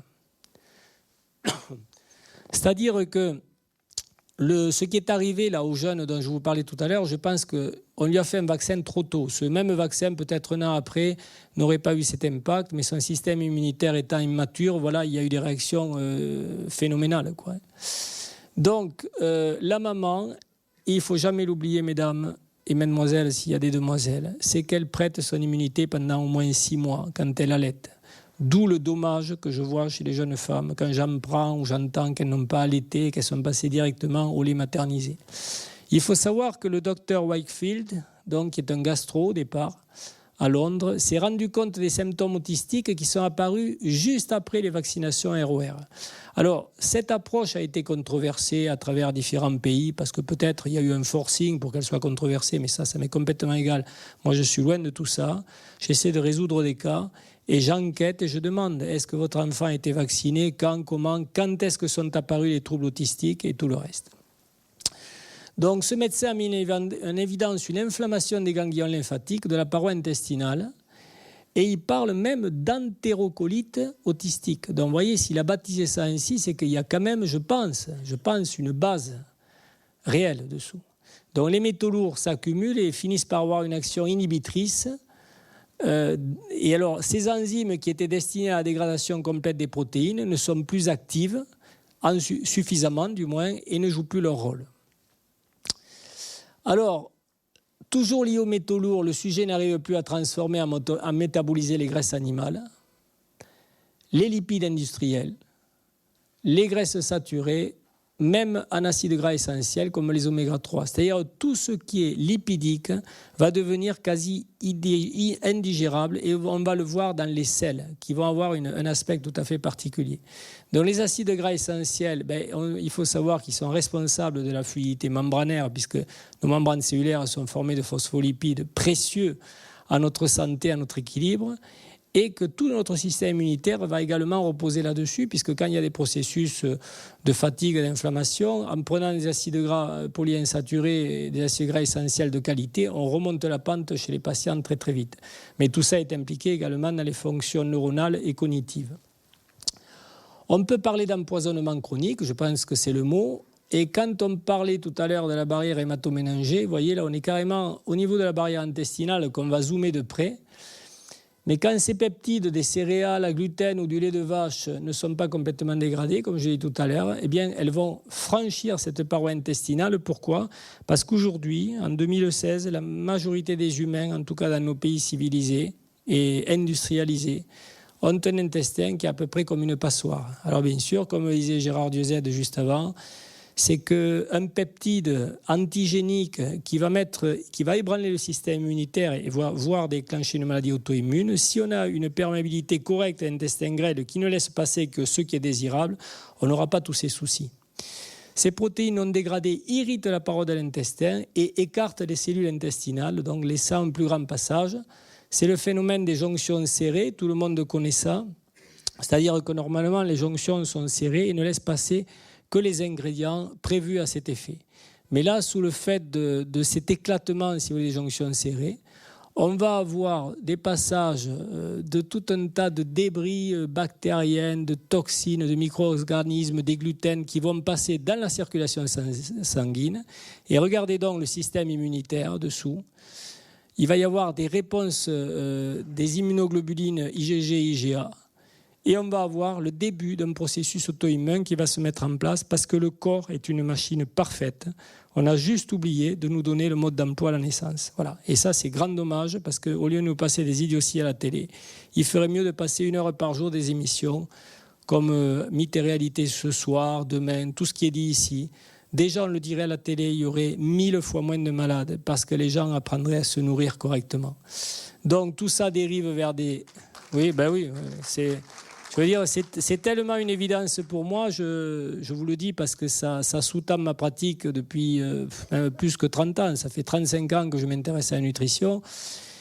Et il n'y a pas un jour où je n'ai pas un remerciement d'une personne à qui j'ai changé la vie, tout simplement en lui disant « sortez ça à votre alimentation et mettez ça à la place ». Et les gens m'écrivent, je vous cite la dernière en date, c'est la femme d'un médecin de Lannemezan. Elle était dans tous ses états parce que la pauvre femme vient me voir en tant qu'ostéo, mais enfin ostéo ouvert, elle sait chez qui elle vient parce que j'avais déjà aidé quelqu'un de sa famille. Et elle vient, elle me dit, mais je pense que je suis bloqué de partout, débloquez-moi parce que là, je veux partir faire le tour du Mont Blanc avec des amis, et on a loué un truc, je ne vais pas pouvoir partir, c'est dans 1 semaine, etc. Enfin, elle était complètement désespérée. Bon, je lui ai dit, écoutez, je vous règle comme une montre suisse, mais maintenant vous allez m'écouter parce qu'on n'a pas le temps. Vous allez éliminez votre alimentation, tout ça, et vous mettez ça à la place. En gros, ce que je viens de vous dire. Et j'ai reçu une carte postale la semaine dernière avec une vue du Mont Blanc. Et elle me dit, Monsieur Borde, je ne sais comment vous remercier. J'ai pu faire ma semaine ou la main. Mes douleurs ont disparu, tout a disparu. Le docteur signalé parlait de 6 mois minimum pour avoir un résultat probant. Et il nous disait, quand nous allions manger chez lui avec Sylvie, mon épouse, il nous disait, chers amis, si vous mangez comme je vous sers ce soir, vous ne serez jamais malade. Et il parlait toujours de ce délai de 6 mois minimum, etc. Eh bien, je peux vous dire que ce n'est pas 6 mois. Je pourrais vous citer des tonnes d'exemples où parfois en 15 jours, les gens ont eu leur vie complètement changée dans le bon sens. Voilà. Donc ça, il faut pas... la notion de temps est toute relative, on va dire. Voilà. Et paix à son âme, parce que ça a été un grand chercheur, grâce à qui je vous parle ce soir. Donc les débris de bactéries de la flore et les différents produits agressifs vont envahir cet organisme par ces jonctions serrées, on va dire, éclatées, qui ne le sont plus, elles sont plus serrées. Et il va y avoir un phénomène, si vous voulez, auto-immun qui se met en place. Alors, pour vous l'imager, c'est ce que j'explique à mes patients, parce qu'ils n'ont pas fait tous 10 ans de médecine ou polytechnique ou je ne sais, et j'essaie de vulgariser les choses.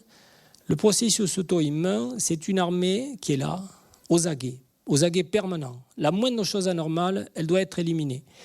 Et c'est l'histoire du frelon asiatique qui rentre par l'entrebâillement de votre porte, vous voyez, c'est la jonction serrée qui s'est ouverte. Il rentre, le frelon asiatique, et vous savez que c'est un frelon asiatique, vous savez que si vous pique, mauvais, quoi. Et donc là, vous êtes armé parce que vous avez un bazooka. Et vous le visez bien, et boum, et vous tuez le frelon. Mais vous avez pété le mur derrière, vous avez traversé la fenêtre et vous avez tout cassé. Et c'est ce qui se passe dans le processus auto-immun, si vous voulez, c'est que le corps vient à détruire ses propres tissus pour s'être retourné contre un intrus qui n'a pas reconnu et que votre système de jonctions serrées qui ne le sont plus a laissé passer. Donc c'est l'histoire du soi et du non-soi. Je vous indique un livre également, bien sûr, je ne l'ai pas cité, je devrais, mais à culpa, l'alimentation, la 3e médecine du docteur Jean Signalé, pour ceux qui ne connaissent pas. Mais pour ceux qui sont atteints de pathologies, non pas autistiques, mais rhumatismales cette fois, payez-vous le luxe d'un livre extraordinaire qui s'appelle « Rhumatisme ». Et si votre alimentation était coupable, du docteur Jean-Pierre Poinsignon. Et il parle beaucoup dans ses conférences du soi et du non-soi, et c'est vraiment très très bien fait. Alors, aujourd'hui, si vous voulez, on sait qu'on a à peu près 200 millions de neurones, ces 2 cerveaux qui communiquent en permanence, et les origines, si vous voulez, dans l'intestin grêle des problèmes neurologiques maintenant ne sont plus à démontrer. On a environ 100 000 milliards de bactéries qui composent la flore et qui pourraient, d'après les chercheurs, vous voyez, je les ai laissés parler avant, comme ça, moi, ça me facilite le travail, qui pourraient intervenir réellement dans notre comportement. Voilà. Donc il faut savoir que la prise d'antibiotiques, et vous avez eu un exemple tout à l'heure chez Andrew, donc, aurait amélioré certains états autistiques régressifs, si vous voulez, mais le problème, c'est qu'après une prise d'antibio, vous avez la flore qui est déglinguée pendant au moins 1 an. Et malgré les pré-probiotiques, c'est très dur à remonter. Bien sûr, elle remonte, la flore, vous la reconstituez, mais c'est très long. Et le problème, c'est que les dysbioses d'origine médicamenteuse sont les pires à recouvrer, à corriger. Donc ça, il faut le savoir. Et je ne vous parle pas du système immunitaire qui en prend une sacrée claque parce que quand la flore est anéantie, le système immunitaire, il l'est aussi. Donc, elle peut être influencée par tout un tas de choses, le régime alimentaire, les maladies infectieuses, le stress, l'effort physique intense chez les sportifs qui se tirent autour dessus, la vieillesse, l'alcoolisme, la pollution, les facteurs saisonniers avec les climats extrêmes. Vous savez, les gens qui partent dans les îles quand il fait très froid, ils vont se mettre aux Seychelles. Vous avez des gens qui reviennent complètement malades parce qu'en plus, ils étaient au Club Med, ils ont mangé du matin au soir et vous les voyez arriver dans les cabinets, mais on connaît ça. Et bien sûr, l'exposition à des substances toxiques et aux champs électromagnétiques. Alors j'ai cité une dame, une chercheuse russe avec qui j'ai eu l'occasion de passer un dîner très intéressant, qui est la femme et l'épouse au professeur Vladimir Voyekov, qui est un agrégé de la faculté de Moscou. Et cette femme, son épouse, étudie la flore chez les cosmonautes qui sont sur orbite. Alors elle leur prend du microbiote avant le départ et puis elle analyse, ils envoient des analyses depuis là-haut, puis après ils les réanalysent en bas et les Russes expliquent que quand quelqu'un était sur orbite pendant des mois, il revient et c'est complètement une autre personne, tant au niveau du microbiote qu'au niveau de sa forme de pensée, parce qu'il a complètement modifié toute sa structuration interne. Voilà, alors il y a plusieurs hypothèses dans ce que j'appellerais d'autres pistes. Il y a plusieurs hypothèses. Bon, il y a l'encrassage de certaines cellules cérébrales, donc les neurones et les astrocytes, par accumulation de déchets intra-extracellulaires. C'est ce que le professeur signalait, parlait de pathologie d'encrassage. Il y a le phénomène auto-immunité avec le système HLA. Il y a les pesticides. Il y a tout ce qui est nourriture antibiotique et bien sûr, chez les patients atteints de ce fameux syndrome entéropsychologique, eh bien, la flore ne peut plus lutter efficacement contre les virus. Donc, devinez qu'est-ce qui se passe. Et c'est pour répondre un peu à une dame qui a posé la question hier soir sur les vaccins. Moi, je ne suis pas ni médecin, ni vaccinologue, ni je ne sais. Je suis simplement observateur, mais je pense humblement et raisonnablement qu'un état de déficit immunitaire, si c'est le cas, ce n'est pas le moment de vacciner, vous attendez. Parce que c'est là où il peut se passer de vilaines choses, donc c'est le seul conseil que j'ai à donner en matière vaccinale. L'approche psychologique, il faut savoir qu'être attiré par les produits laitiers, c'est qu'il y a un petit quelque chose sur le plan de l'affectif et on a encore envie de téter un peu. D'ailleurs, vous avez vu, en morphotypologie ou morphopsychologie, on voit les jeunes maintenant qui sont très effilés du visage parce qu'ils ne mastiquent plus. Ils ont des yopes et des trucs et tout s'avale. Rien ne se mâche. Et donc, le système masticatoire est déficient et ça modifie l'occlusion. Enfin, il y a tout qui suit, quoi. Le décodage psychanalytique ou psychologique donc, parlerait de conflits de séparation donc mal vécus, pourquoi pas, et allons dans ce sens si vous voulez. Et ensuite, il y a des pistes qui nous viennent des États-Unis avec le docteur Peter D'Adamo qui parle des groupes sanguins. Alors là aussi, c'est une approche un peu controversée selon certains scientifiques. Moi, je suis comme Raymond Barre, notre ancien politicien, qui disait « je ne suis ni pour ni contre, bien au contraire ». En ce sens que j'observe. Je m'en fous des guerres de clochers, de ce que peuvent dire les uns les autres. J'ai tout lu en matière de nutrition. J'ai approfondi ça depuis une trentaine d'années et je peux vous dire que les groupes sanguins, il y a une base de réalité plus zonée dans les groupes originels O et A. Et pire encore, si c'est des O+, et des O-, eh bien, ils vont être encore plus vite touchés que tous les autres sur le plan de ce qui vient d'être dit. Donc, l'homme ne s'est pas adapté à métaboliser les protéines du blé. A priori, il aurait commencé à s'adapter à partir du groupe A. D'ailleurs, les hauts, pour faire simple, de manière grossière, c'est les cueilleurs-chasseurs, c'est les premiers qui sont arrivés. Les A ont suivi, ont commencé à se sédentariser avec la notion d'agriculture. Donc A, pensez agriculture. Et donc là, peut-être que les mieux lotis ont commencé à supporter. Mais cela ne veut pas dire que les autres groupes le tolèrent. Parce qu'on pourrait dire ah ben les B et les AB, c'est OK. Pas toujours, il faut enquêter, toujours pareil. Donc, je vais vous parler également d'une autre piste qui n'est pas novatrice, mais qui est novatrice dans le sens où on doit ça aux recherches de quelqu'un. C'est le docteur Nadine Schuster, donc avec comment l'épiphyse ou glande pinéale, donc qui est notre horloge interne, peut-elle mener à l'hyperactivité ou à l'autisme ? Notre épiphyse, vous le savez, règle tous les cycles, les rythmes biologiques de notre corps. Jour, nuit, etc. Sérotonine, mélatonine, toutes ces choses sont régulées entre glandes. C'est un balai hormonal qui se déroule dans notre corps. Et malheureusement, et je vais vous montrer de l'imagerie, l'épiphyse est la première glande qui est impactée par les champs électromagnétiques. Et ça, c'est une mauvaise nouvelle parce qu'on sait maintenant pourquoi, on comprend mieux pourquoi les gens perdent le nord. Ils ne savent plus trop où ils en sont. Je ne sais pas si vous observez dans le travail, moi je l'observe tous les jours, des gens qui font des trucs au travail incroyables. Alors il y en a qui font des trucs incroyablement géniaux, mais il y en a, oui, mais ils sont là ou ils ne sont pas là quand ils bossent. Parce qu'on a l'impression que les gens ne sont plus là. Et c'est qu'ils ont perdu un peu une espèce de GPS intérieur, qui est un peu notre épiphyse, qui est très très malmenée par les champs électromagnétiques. Alors vous voyez, les chercheurs expliquent qu'il y aurait des cristaux de magnétite et apatite en grande quantité dans le cerveau, mais le problème c'est que sous l'influence de ces champs, eh bien ces principes qui sont naturels au départ deviennent neurotoxiques et envahissent tout le système neuronal avec des signaux complètement délétères, donc dans la zone épiphysaire, etc., etc. Donc tout ça, à mon avis, c'est pas très bon. Et je vous montre juste à quoi peut ressembler comme ça, grossièrement, un bilan électrophotonique. Vous pourrez aller voir tout à l'heure sur le chapiteau s'il y en a qui sont curieux.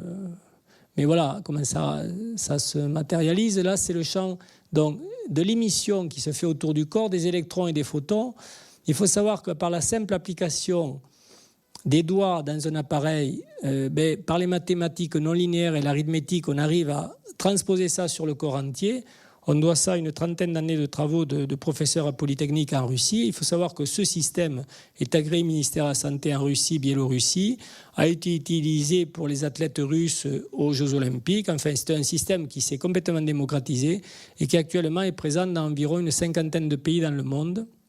Et ça fait maintenant 13 ans que je forme pour les Russes des médecins et des gens venus d'un peu partout. Vous voyez, la semaine prochaine, j'ai un séminaire où je fais venir une Russe d'université, une prof d'université de Toulouse et on fait un séminaire de 4 jours là-dessus. Donc vraiment, c'est une approche passionnante parce que ça nous donne des éléments très intéressants. Alors pour ceux qui pratiquent l'électrophotonique ici, je vous donne quelques indices, juste pour vous. Les autres, malheureusement, vous ne pourrez pas en avoir l'usage. C'est qu'on observe systématiquement, quand il y a une anomalie à ce niveau-là, une variabilité du champ vital, c'est-à-dire que si vous mettez par exemple quelqu'un sur un tapis de mise à la terre, vous pourrez faire l'expérience, et je vous dis, on a tout préparé là-bas pour que vous puissiez le vivre, pas tous d'un coup, mais d'ici demain, essayez de voir. Si on fait une mesure à vide comme ça, dans l'environnement électromagnétique commun, c'est-à-dire pollué, et une mesure, mettons, avec quelqu'un qui est mis à la terre, il y a une variabilité immédiate. Donc on considère qu'à partir de 6 à 10% maximum, mais 6% minimum, 10% maximum de variabilité, le résultat est probant comme étant positif. L'impact sur l'épiphyse, donc, qui va être basse ou très basse, et là je vous raconterai une histoire tout à l'heure, les vaisseaux de la zone cérébrale qui sont marqués en hypo, c'est-à-dire hypoperfusion, c'est-à-dire qu'imaginez que tous ces micro-vaisseaux fins comme des cheveux qui irriguent notre cerveau, eh bien ils vont basculer en hypoperfusion, donc on prépare un bel Alzheimer. Pourquoi ? Parce que je vous cite un seul exemple, dans notre centre espagnol de Vita-Régène, il y a une journaliste de France 3 qui était venue tourner pendant 3 jours. Et je fais une conférence sur le champ électromagnétique d'à peu près 1 heure, et puis elle me dit, mais tout ce que vous avez dit, je suis d'accord. Parce qu'elle me dit, moi, à force d'utiliser mon portable là, sur l'oreille, dans la voiture, dans le métro et partout pour être toujours attaché au plateau de France 3, j'ai fini par un cancer des glandes parotides. On m'a fait un curage là, sur une partie de la chaîne ganglionnaire et on m'a à moitié défiguré. Ils voulaient même lui prendre un muscle de l'œil, enfin je ne sais pas quoi. Une femme magnifique, ils ont failli défigurer. Et donc elle s'est dit quand même, parce qu'elle est journaliste scientifique, et puis c'est elle qui fait les émissions sur les médecines alternatives, tout ça, donc elle est un peu branchée. Mais elle se dit, mais attends, si j'ai eu ça là, est-ce que mon cerveau n'a pas dérouillé ? Alors elle va chez le docteur Lebar à Paris, qui est le seul en France à avoir un appareil capable d'analyser ça, qui est comme un électroencéphaloscanner, mais c'est un écho-doppler cérébral pulsé juste pour mesurer la perfusion cérébrale. Et donc, il lui dit, madame, elle avait 35 ans, il lui dit, madame, vous avez un cerveau de 70 ans bien tapé. C'est un peu ce que dit une belle pomme quand il fait les mêmes analyses. Bon, voilà. Et elle a compris, cette femme-là, qu'elle avait impacté son cerveau à l'âge de 30 ans jusqu'à 35 ans grâce au téléphone. Merci le téléphone. Voilà. Donc, le bruit de fond, je vais vous montrer à quoi ça ressemble. Donc, dans le cercle interne des BEogrammes, on va le voir plus loin. Voilà, le bruit de fond, je n'ai pas de pointeur, mais c'est ce qui n'est pas blanc dans le cercle central. Vous voyez ce que je veux dire ? Il y a du rosé, de l'orange, voilà. Bon.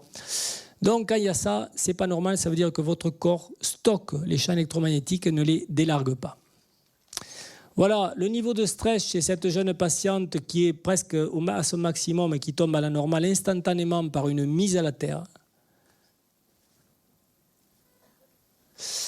Et je vous précise que l'idéal est de faire des mesures avant et après 15 minutes d'exposition au champ électromagnétique pour juger de l'étendue de l'impact. Donc pour assurer une fiabilité à mesure, il faut réaliser l'imagerie sans, puis avec mise à la terre, et réaliser la mesure dans un endroit neutre. Ça ne sera pas un endroit neutre à ce salon parce que nous sommes au milieu de la ville, mais vous pourrez voir des démonstrations sur le chapiteau. Voilà. L'information de la semaine, j'ai reçu ça il y a 2 jours. Lisez. Le professeur Leif Salford, chercheur en neurocancérologie en Suède, dit « Un adolescent qui a un portable contre la tête 1 demi-heure ou plus par jour aura un Alzheimer à 30 ans. » Vous avez le lien. Il a tout démontré scientifiquement. Voilà. Ça, vous voyez, c'est un peu ce qui guette nos jeunes. C'est pour ça que la réunion d'aujourd'hui, j'espère que vous serez autant de porte-parole. Voilà. Très vite fait, on accélère. On va jauger donc tout ce qui est intolérance alimentaire, gluten, caséine, etc., peptidurie, métaux lourds. Et on a en adjuvant le bilan IOMED, mais qui lui n'est pas invasif puisque c'est un questionnaire de 82 questions qui va vous permettre de juger un peu des terrains. Important pour ceux que ça intéresse ou ceux qui connaissent déjà. 3 laboratoires, c'est pas de la pub, mais les gens après ils savent plus où aller. Donc voilà, 3 laboratoires en France qui sont capables de vous faire des bilans sur 221 à 300 aliments tout compris. Donc voilà à quoi ça ressemble. Vous voyez, quand l'indice est supérieur à 50, c'est que l'aliment est fortement contre-indiqué. Quand c'est de 50 à 40, ça passe, c'est moyen. Et s'il n'y a pas de réaction inférieure à 40, c'est que l'aliment est bon. Voilà. Donc ça se fait chez Amaria ou chez d'autres en France. Voilà. Restaurer le terrain, bon, mais là, j'ai cité la chlorella parce que tout le monde la cite, mais je suis d'accord avec toi, c'est pas la panacée universelle. Bon, mais je la cite parce que sinon j'aurais l'air ringard. La L-glutamine, méthionine et tout ça, vous connaissez. Tout ça, vous connaissez, tout le monde connaît. Pensez bien à l'aromathérapie gastro-intestinale parce que ça va lutter contre tout ce qui est candidose et tout ça. Si la candidose persiste, on va avoir du mal à rétablir une flore correcte et il faut vraiment aller vers un nettoyage en douceur, voilà, un apport d'oméga 3 et le Desmodium ascendens pourra avoir une action régénératrice hépatique. On va restaurer également avec de l'EAP calcique, ça on doit ça aux travaux du docteur Hans Nipper, des complexes vitaminiques, il y en a légion, cocktail d'oligo-éléments également, acide aminé, coenzyme Q10. Là je cite 2 produits très particuliers que vous pourrez tester parce que je vous dis n'achetez jamais rien, je parle comme Gérard, n'achetez jamais rien. Même le meilleur marchand du monde peut vous vendre de la... bon. Testez. Seul votre corps est capable de dire « oui, il me faut ça maintenant » ou « il ne me le faut pas ». Et l'apothéose, je vous la présente, elle s'appelle Epinoia. C'est 35 à 40 années de recherche d'un médecin français qui s'appelle le docteur Nadine Schuster pour reconnecter l'enfant avec son chemin de vie. Par une action très subtile, par 3 sprays jour, on fait ça sur 3 mois et on est très étonné des résultats qu'on a pu avoir. L'environnement électromagnétique de l'enfant, mais vous l'avez compris, voilà nos jeunes. Donc il faut surtout mesurer l'environnement chez vous, savoir où vous en êtes. Les moyens maintenant sont simples. Et la deuxième bonne nouvelle du soir, c'est qu'un ingénieur français a mis un système au point absolument hallucinant. Vous aurez la démonstration en live là-bas. Pour neutraliser toutes les radiofréquences de la maison. Ça s'appelle l'Apsoplug. En vérité, ça a été mis au point au départ pour des blocs opératoires en chirurgie de pointe. Il fallait qu'il y ait 0 nuisance électromagnétique et il l'a miniaturisé pour le rendre accessible aux particuliers. Voilà. Donc, veillez à ce que la chambre soit neutre, voir les travaux du docteur Dieuze et surtout, je le répète et je le répéterai jamais, tout tester. Donc très vite fait, qu'est-ce qu'on peut dire ? C'est que regardez, tout le paléolithique, on a mangé pendant des milliers d'années pareil. Et puis au néolithique, des envahisseurs venus d'Asie mineure ont sédentarisé les populations qui sont les nôtres et leur ont appris l'agriculture. Alors, élevage des animaux, élevage des céréales, culture des céréales, excusez-moi. Et voilà à quoi on est arrivé. Donc ça on le passe, c'est sur les gènes. Juste vous dire qu'entre des gens du paléolithique et nous, il y a 0,5 à 1% de mutation génétique. Ça veut dire qu'à part un aspect physique un peu différent, nous sommes foutus à 100% comme eux. Et malgré que nous soyons foutus à 100% comme eux ou presque, regardez, c'est qu'avec un génome identique, on a une alimentation qui est complètement différenciée. Voilà, donc regardez les proportions, on les a là. Et ça, on doit ça à l'association médicale Kouzmine, qui a fait des recherches très pointues et qui nous dit, regardez, au paléo, ils mangeaient 65% de fruits et de légumes, aujourd'hui nous sommes à 15%. Des produits laitiers, des céréales, des aliments de faible densité nutritionnelle, il n'y en avait pas. Et regardez comment ça a augmenté. On comprend qu'on est complètement à l'envers de la plaque. Voilà.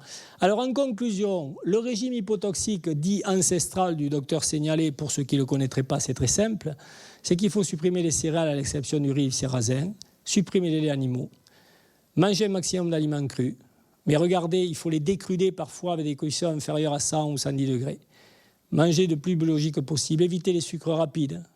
Et je précise surtout avant 13 heures, parce que dans la chronobiologie, dans la chrononutrition, il vaut mieux manger plutôt lipidique le matin et plutôt sucré l'après-midi. Privilégier les oméga 3, prendre des huiles de première pression et prendre des sels magnésiens, etc. Il faut savoir que 80% des jeunes autistes sont améliorés par ce régime, d'accord ? Et qu'il est inutile de culpabiliser les mamans, parce que ça, c'est complètement fini, ça, c'est le siècle dernier. À partir d'aujourd'hui, vous saurez que ce n'est plus la peine. Nous sommes tous co-responsables de ce que nous mettons dans nos caddies au supermarché. Notez bien le livre du docteur Jean-Pierre Willem qui est passionnant là-dessus. Je vous présente juste avant de vous quitter le centre qu'on a créé au fin fond de l'Aragon, au bord d'un lac de 50 km où nous sommes seuls sur les rives. C'est un truc incroyable, mais c'est comme ça. C'est un truc unique au monde. On est seuls sur les rives de ce lac. Et ce village médiéval, bâti dans les années 1000, nous l'investissons certaines semaines dans l'année pour apprendre pendant 6 jours aux gens tout ce qu'il faut manger. Et on a des résultats incroyables, même sur des cancers avancés, des gens qui ne sont pas bien, qui ont des polyarthrites rhumatoïdes, on les voit un an après et ils pètent le feu. Donc j'en suis ravi en tant que chef de village. Voilà. Alors là, je vous annonce une date, notez-la sur vos agendas. Nous préparons un congrès mondial à Montpellier pour le 27 mars où nous faisons venir Bruce Lipton, Luc Montagnier et d'autres, Korotkov, enfin tout un tas de sommités de différents pays. Et on va parler de médecine informationnelle. Est-ce que la pensée de l'homme est capable de créer ces maladies? Ça va être un thème, je pense, porteur. On termine par une petite citation, enfin 2 petites citations d'Albert Einstein. C'est la définition de la folie, c'est de refaire toujours la même chose. Vous voyez, ça me fait penser à l'alimentation. On ne peut pas obtenir des résultats différents si on mange toujours pareil. Donc commencez par changer ça chez vos enfants et chez vous-même. Et puis, si vous voulez vivre une vie heureuse, attachez-vous plus à un but qu'à des choses matérielles ou des personnes. Parce que là, c'est la souffrance garantie d'après le Dalai Lama. Moi, mon message du soir, c'est que aujourd'hui, je pense que nous en sommes tous là. C'est-à-dire qu'il faut se battre pour les générations futures, c'est-à-dire la survie de la planète et ses enfants. C'est la plus grande cause humanitaire à laquelle nous nous devons de participer. Et donc, d'être là tous ensemble, ça va créer une chaîne qui ne va plus s'arrêter, je l'espère. Et en tout cas, je vous remercie de votre écoute. Je vous laisse là, je vous explique 3 sites. Certains m'ont demandé mon site pour des formations ou autres. Le premier, c'est le mien. Il y a des publications scientifiques, vous irez voir.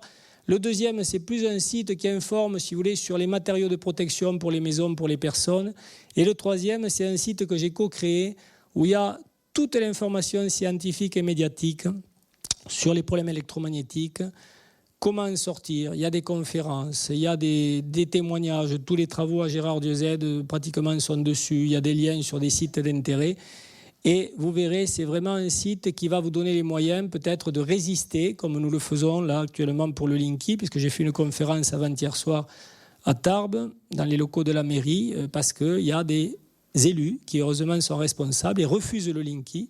Donc il vous faut le refuser parce que les premiers échos que j'ai, comme tu le disais tout à l'heure, de gens qui se sont fait mettre le Linky chez eux, c'est pas joli. Voilà. Alors on est encore citoyen, on a le droit de parler puisqu'on paie des impôts, donc on a le droit de s'exprimer. Exprimez-vous, lettre recommandée au maire, lettre recommandée au président d'Enedis. Vous envoyez une signification par huissier, ça va vous coûter 90 €, mais à partir de là, c'est attention, on ne bouge plus. Voilà. Si vous voulez des renseignements dessus, on en reparlera, c'est hors sujet, mais je finis par ça, parce que sur le dernier site, quand vous tapez Linky, il y a plein de bons tuyaux. Voilà. Donc je vous remercie et j'attends vos questions.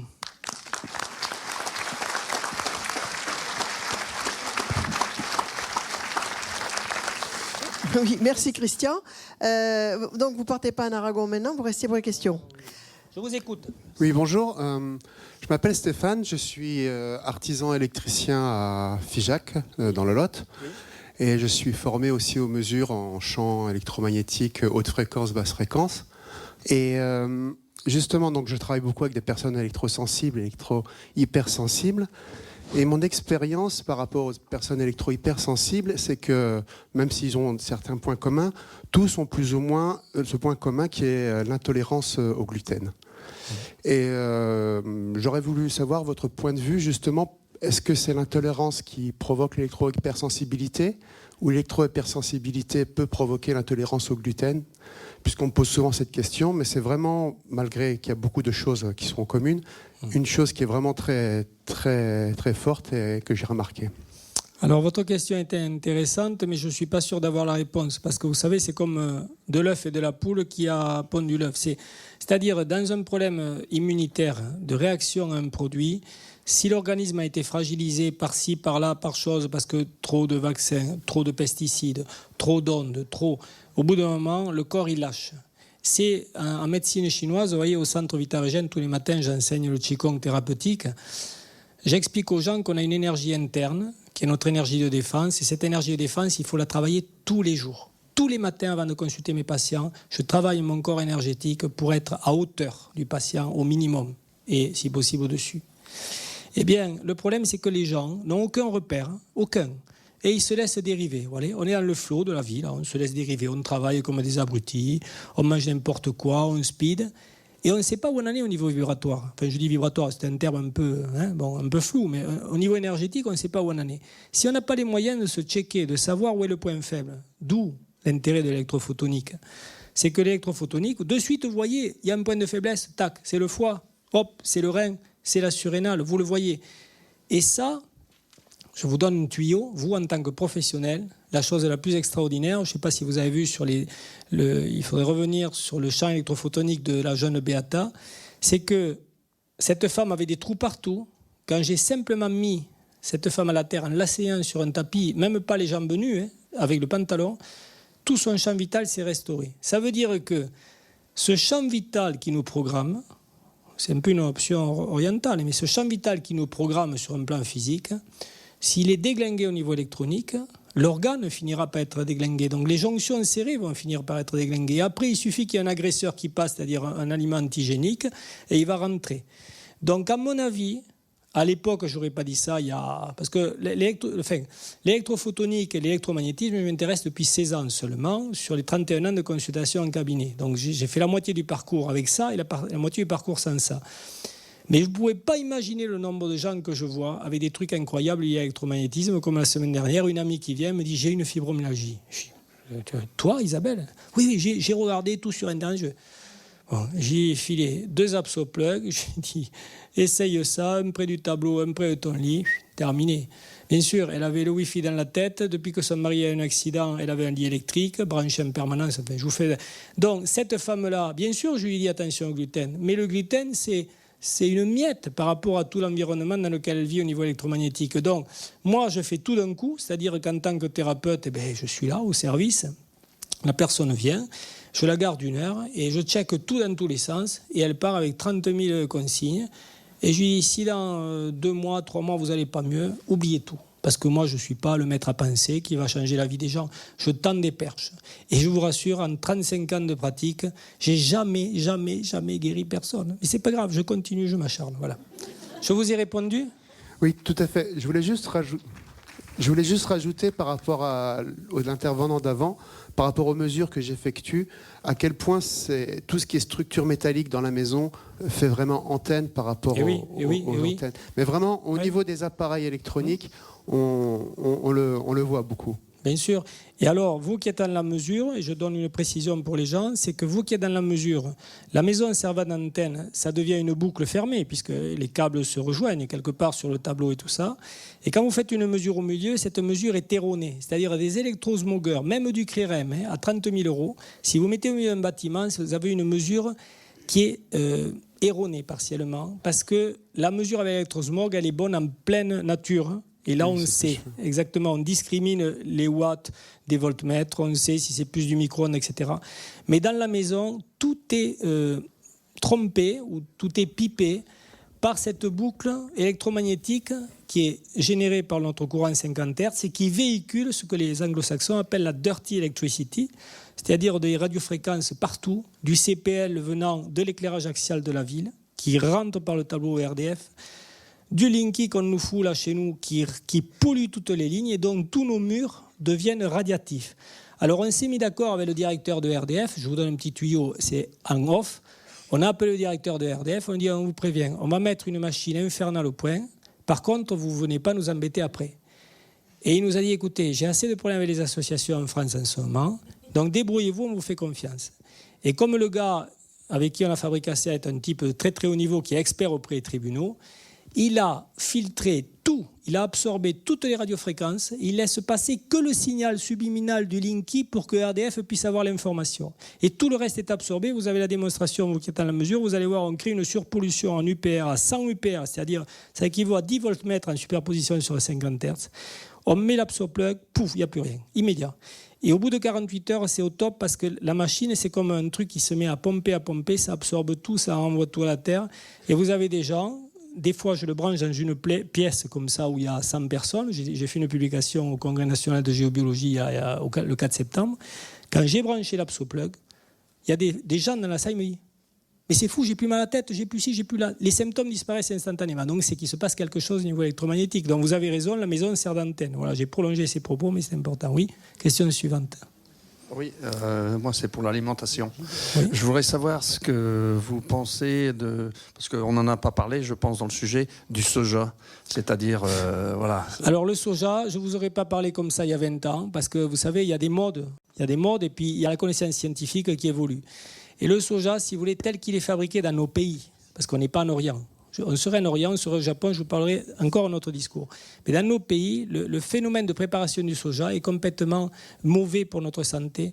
Et en tout cas, c'est trop riche en phytoœstrogènes. Alors ce qu'on sait, parce qu'il y a eu des études très sérieuses là-dessus, c'est que ces phytoœstrogènes, chez les femmes qui ont eu des cancers hormonodépendants comme le sein et l'ovaire, etc., il ne faut surtout pas qu'elles en mangent plus jamais. Parce que ça va réactiver le processus. Et chez l'homme, je pensais que chez l'homme, ça n'avait pas d'impact, mais le soja va également, par le biais de la subtilité neuro-hormonale, se transformer et va impacter également le système prostatique. Donc attention au soja quand il y a des suspicions de phénomènes de ce style. Voilà. Donc aujourd'hui, le soja en France, en Europe, c'est pas génial. Si vous allez un jour en voyage au Japon, mangez-en. Vous voyez la différence ? Même le soja pris en COP bio ? Eh oui, monsieur, c'est un principe de préparation. C'est pas un principe de... moi, j'en mange. On a des yaourts de soja dans le frigo. Je ne suis pas sectaire. Je mange de tout, moi. J'ai cette chance, je mange de tout. Mais je me méfie. Vous voyez la nuance ? Je me sers de technologie, mais je me méfie. Dans toute chose, il y a le yin et le yang. Hein ? Merci. De rien. Bonjour. Plusieurs petites... Ici. Oui. Bonjour. Plusieurs petites questions. La plus simple, vous y avez déjà répondu en partie. Qu'est-ce qu'exactement la mise à la terre ? C'est se promener pieds nus par terre ? Oui, alors il y a ça. Voilà. Ça, c'est ce qui coûte le moins cher. D'accord. Après, il y a un système qu'utilisent certaines personnes qui est un système de fil à la patte branché sur la prise de terre de la prise à condition que la terre soit bonne. Et alors, je ne parle pas d'homme, de résistivité, tout ça, d'impédance. Je ne parle que terre présente ou pas présente. Donc, vous branchez sur le petit bitonio qui dépasse de la prise de terre votre jack femelle et vous êtes mis à la terre. Mais ce que disent les ingénieurs et les techniciens de haut vol, dont je ne suis pas, moi j'ai une formation CRIREM, c'est-à-dire j'ai été formé par l'organisme référent en France sur les mesures électromagnétiques, mais je ne suis pas ingénieur en électromagnétisme. Eh bien, ce que disent ces gens-là, méfions-nous du fil à la patte, simple, parce que s'il y a des phénomènes de courant vagabond induits par une forte décharge d'orage de proximité, il peut y avoir un retour de terre et s'il n'y a pas de système de protection comme un phénomène d'annulation, vous savez, du champ, la personne peut avoir un retour. Oui. Donc ça, moi, je ne travaillais pas avec ça. Je travaille avec des tapis de mise à la terre, brevetés, légalisés. C'est fait par l'aéronautique, c'est des gens très très sérieux. Et je travaille avec les Allemands sur un système que vous verrez là-bas, qui, je pense, qui est exposé sous le chapiteau. Voilà. Et la deuxième question, c'est, vous avez présenté le blé notamment comme un pathogène possible, entraînant des perturbations de l'organisme. Vous avez mis ça en relation avec l'évolution de l'homme, préhistoire, histoire, etc. Question, le riz n'existant pas en Europe à une certaine époque, ces gens-là, lorsqu'ils se sont installés, ont bien dû manger du blé. N'étant pas morts, puisqu'on nous sommes là quand même, cette théorie ou cette certitude remet en cause, en gros, la théorie de Darwin qui dit que les meilleurs s'adaptent. Oui. C'est un dogme que vous fissurez. Vous avez raison sur tout. Alors moi, je ne suis ni chercheur de haut vol, ni boulanger. Par contre, un jour, j'ai fait venir un type de très très haut niveau parce que j'ai été président pendant 14 ans d'un institut de recherche en nutrition à Toulouse où je faisais venir les meilleurs de France, de Belgique, de Suisse, du Canada, de Slovaquie, enfin de partout.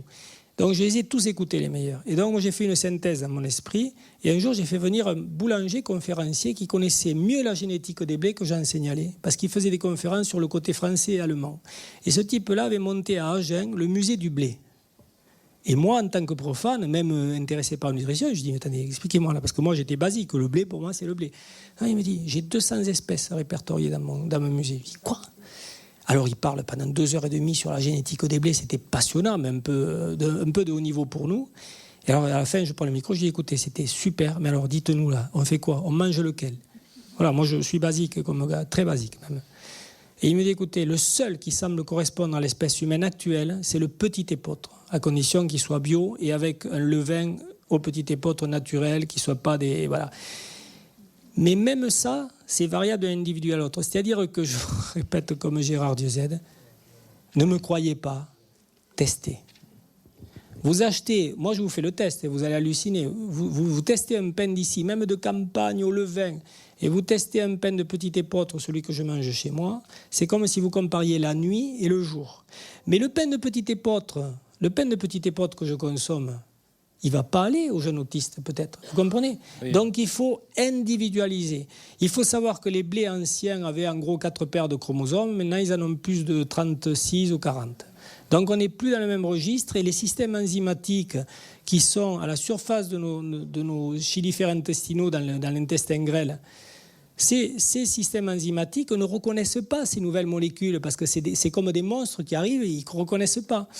Pour vous donner juste une idée, après je termine sur le grêle, c'est que les cellules, la muqueuse du grêle est une couche monocellulaire, elles sont jointes comme ça avec leurs jonctions serrées, d'une épaisseur, ça va vous faire réfléchir à ce que vous me demandez, de 1/40 de millimètre. À partir de là, imaginez s'il y a des intrus avec des petits trous, ce qui se passe. Voilà, je ne sais pas si je vous ai répondu. D'accord, merci. D'autres questions? C'est bon? Moi j'ai une question par rapport à... La dernière? Oui. Oui, allez-y. Ici.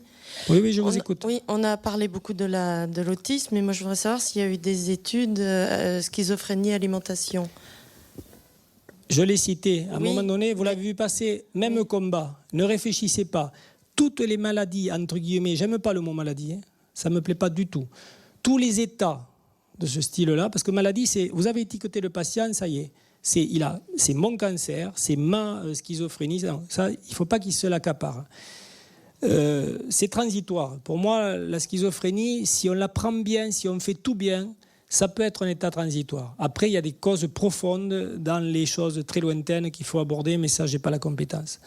Donc, si vous voulez, schizophrénie, même combat, faites manger la personne, comme je l'ai dit ce soir, et vous serez étonnés. Mais alors, on dit qu'il y a des familles de schizophrènes, enfin, il y a des familles où il y a plusieurs schizophrènes. Est-ce que vous pensez que c'est lié à l'alimentation? Enfin, il y a des chances pour que les mêmes configurations, habitudes produisent les mêmes effets, ce que tu as dit. Alors, moi, je voudrais juste terminer 30 secondes, parce qu'il y a une chose que tu n'as pas dite. D'abord, et pourtant... Ah oui... On a entendu le professeur Montagnier parler de l'eau et de l'eau qui véhicule des fréquences, et les fréquences ont la même action que la substance, c'est-à-dire une eau qui est acheminée chez nous et qui contient des fréquences de bactéries réinduit les signes de la maladie, et ces signes sont insensibles aux antibiotiques. C'est le résultat de ces travaux, sachez ça. Ça, c'est la première chose, et on prépare tout, y compris le levain, avec de l'eau. La deuxième chose, c'est qu'il est temps qu'on aille dans les populations adaptées à leur environnement pour aller récupérer un petit peu de leur crotte et de leurs bonnes bactéries, parce qu'on est tous dans des milieux modifiés et qu'il nous manque des populations bactériennes. Qu'autant on fait des réserves de graines ancestrales, on pourrait aussi faire des récoltes de populations ancestrales adaptées à leur environnement avec un lien harmonieux avec la nature. Sachez quand même que des scientifiques ont fait des tests sur des souris pour faire des transferts bactériens, pour rendre des souris agressives paisibles, et l'inversement, simplement avec des transferts de sel, de bactéries. Et qu'on soigne actuellement des maladies gastro-intestinales avérées, comme la maladie de Crohn ou la rectocolite hémorragique, très très évoluée, simplement avec des transferts de purée par voie intrarectale ou par voie nasale. Et ça marche en moins d'une semaine. Ça veut dire littéralement, la correction se fait.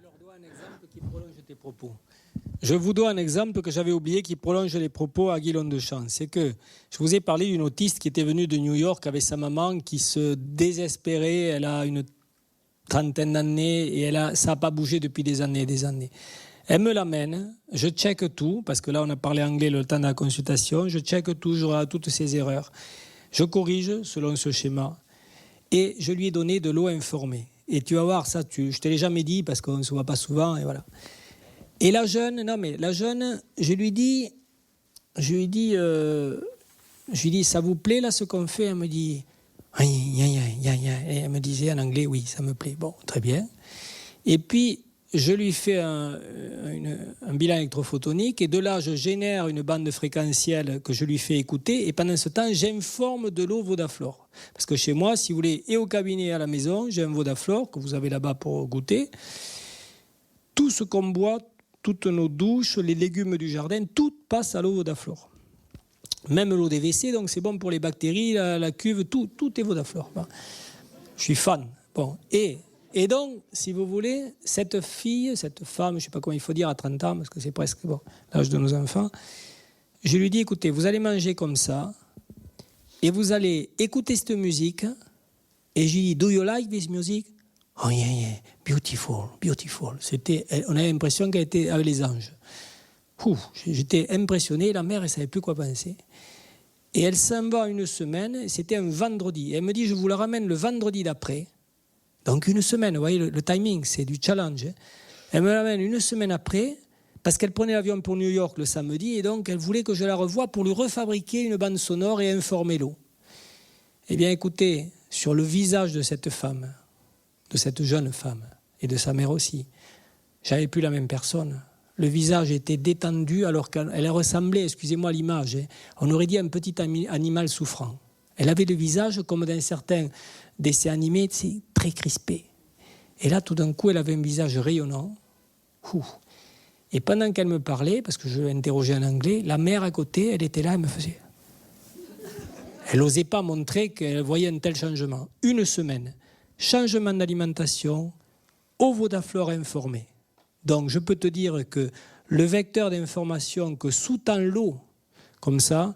Alors, comment j'ai fait? Parce que pendant une semaine, je n'étais pas après elle, avec les bouteilles pleines d'eau informée. Donc, je lui dis ce que je fais en général. D'ailleurs, vous en avez des bouteilles à disposition là-bas. C'est qu'à mi-bouteille, puisque l'information est dans l'eau, elle est captive de la bouteille. À mi-bouteille, je re-remplis, je ferme et je dynamise, comme une homéopathie. Et l'information est dedans. Et on a un témoignage ici, vivant, d'une personne qui en a bénéficié il y a un an. Bon, je veux dire, c'est quelque chose de très impressionnant. Et les Russes parlent de thérapie ultra brève, puisqu'ils ont utilisé ça au départ pour l'armée, puis c'est passé dans les hôpitaux et partout maintenant depuis près de 30 ans. Donc, si vous voulez, oui, le vecteur de l'eau est primordial. Ça, j'en ai pas parlé parce que j'ai essayé de bombarder toutes ces infos que j'avais à vous donner. Et voilà, j'ai fini avec 5 minutes de retard, vous m'en excusez, mais j'ai pas pu faire plus vite. Voilà, hein. Donc, voilà.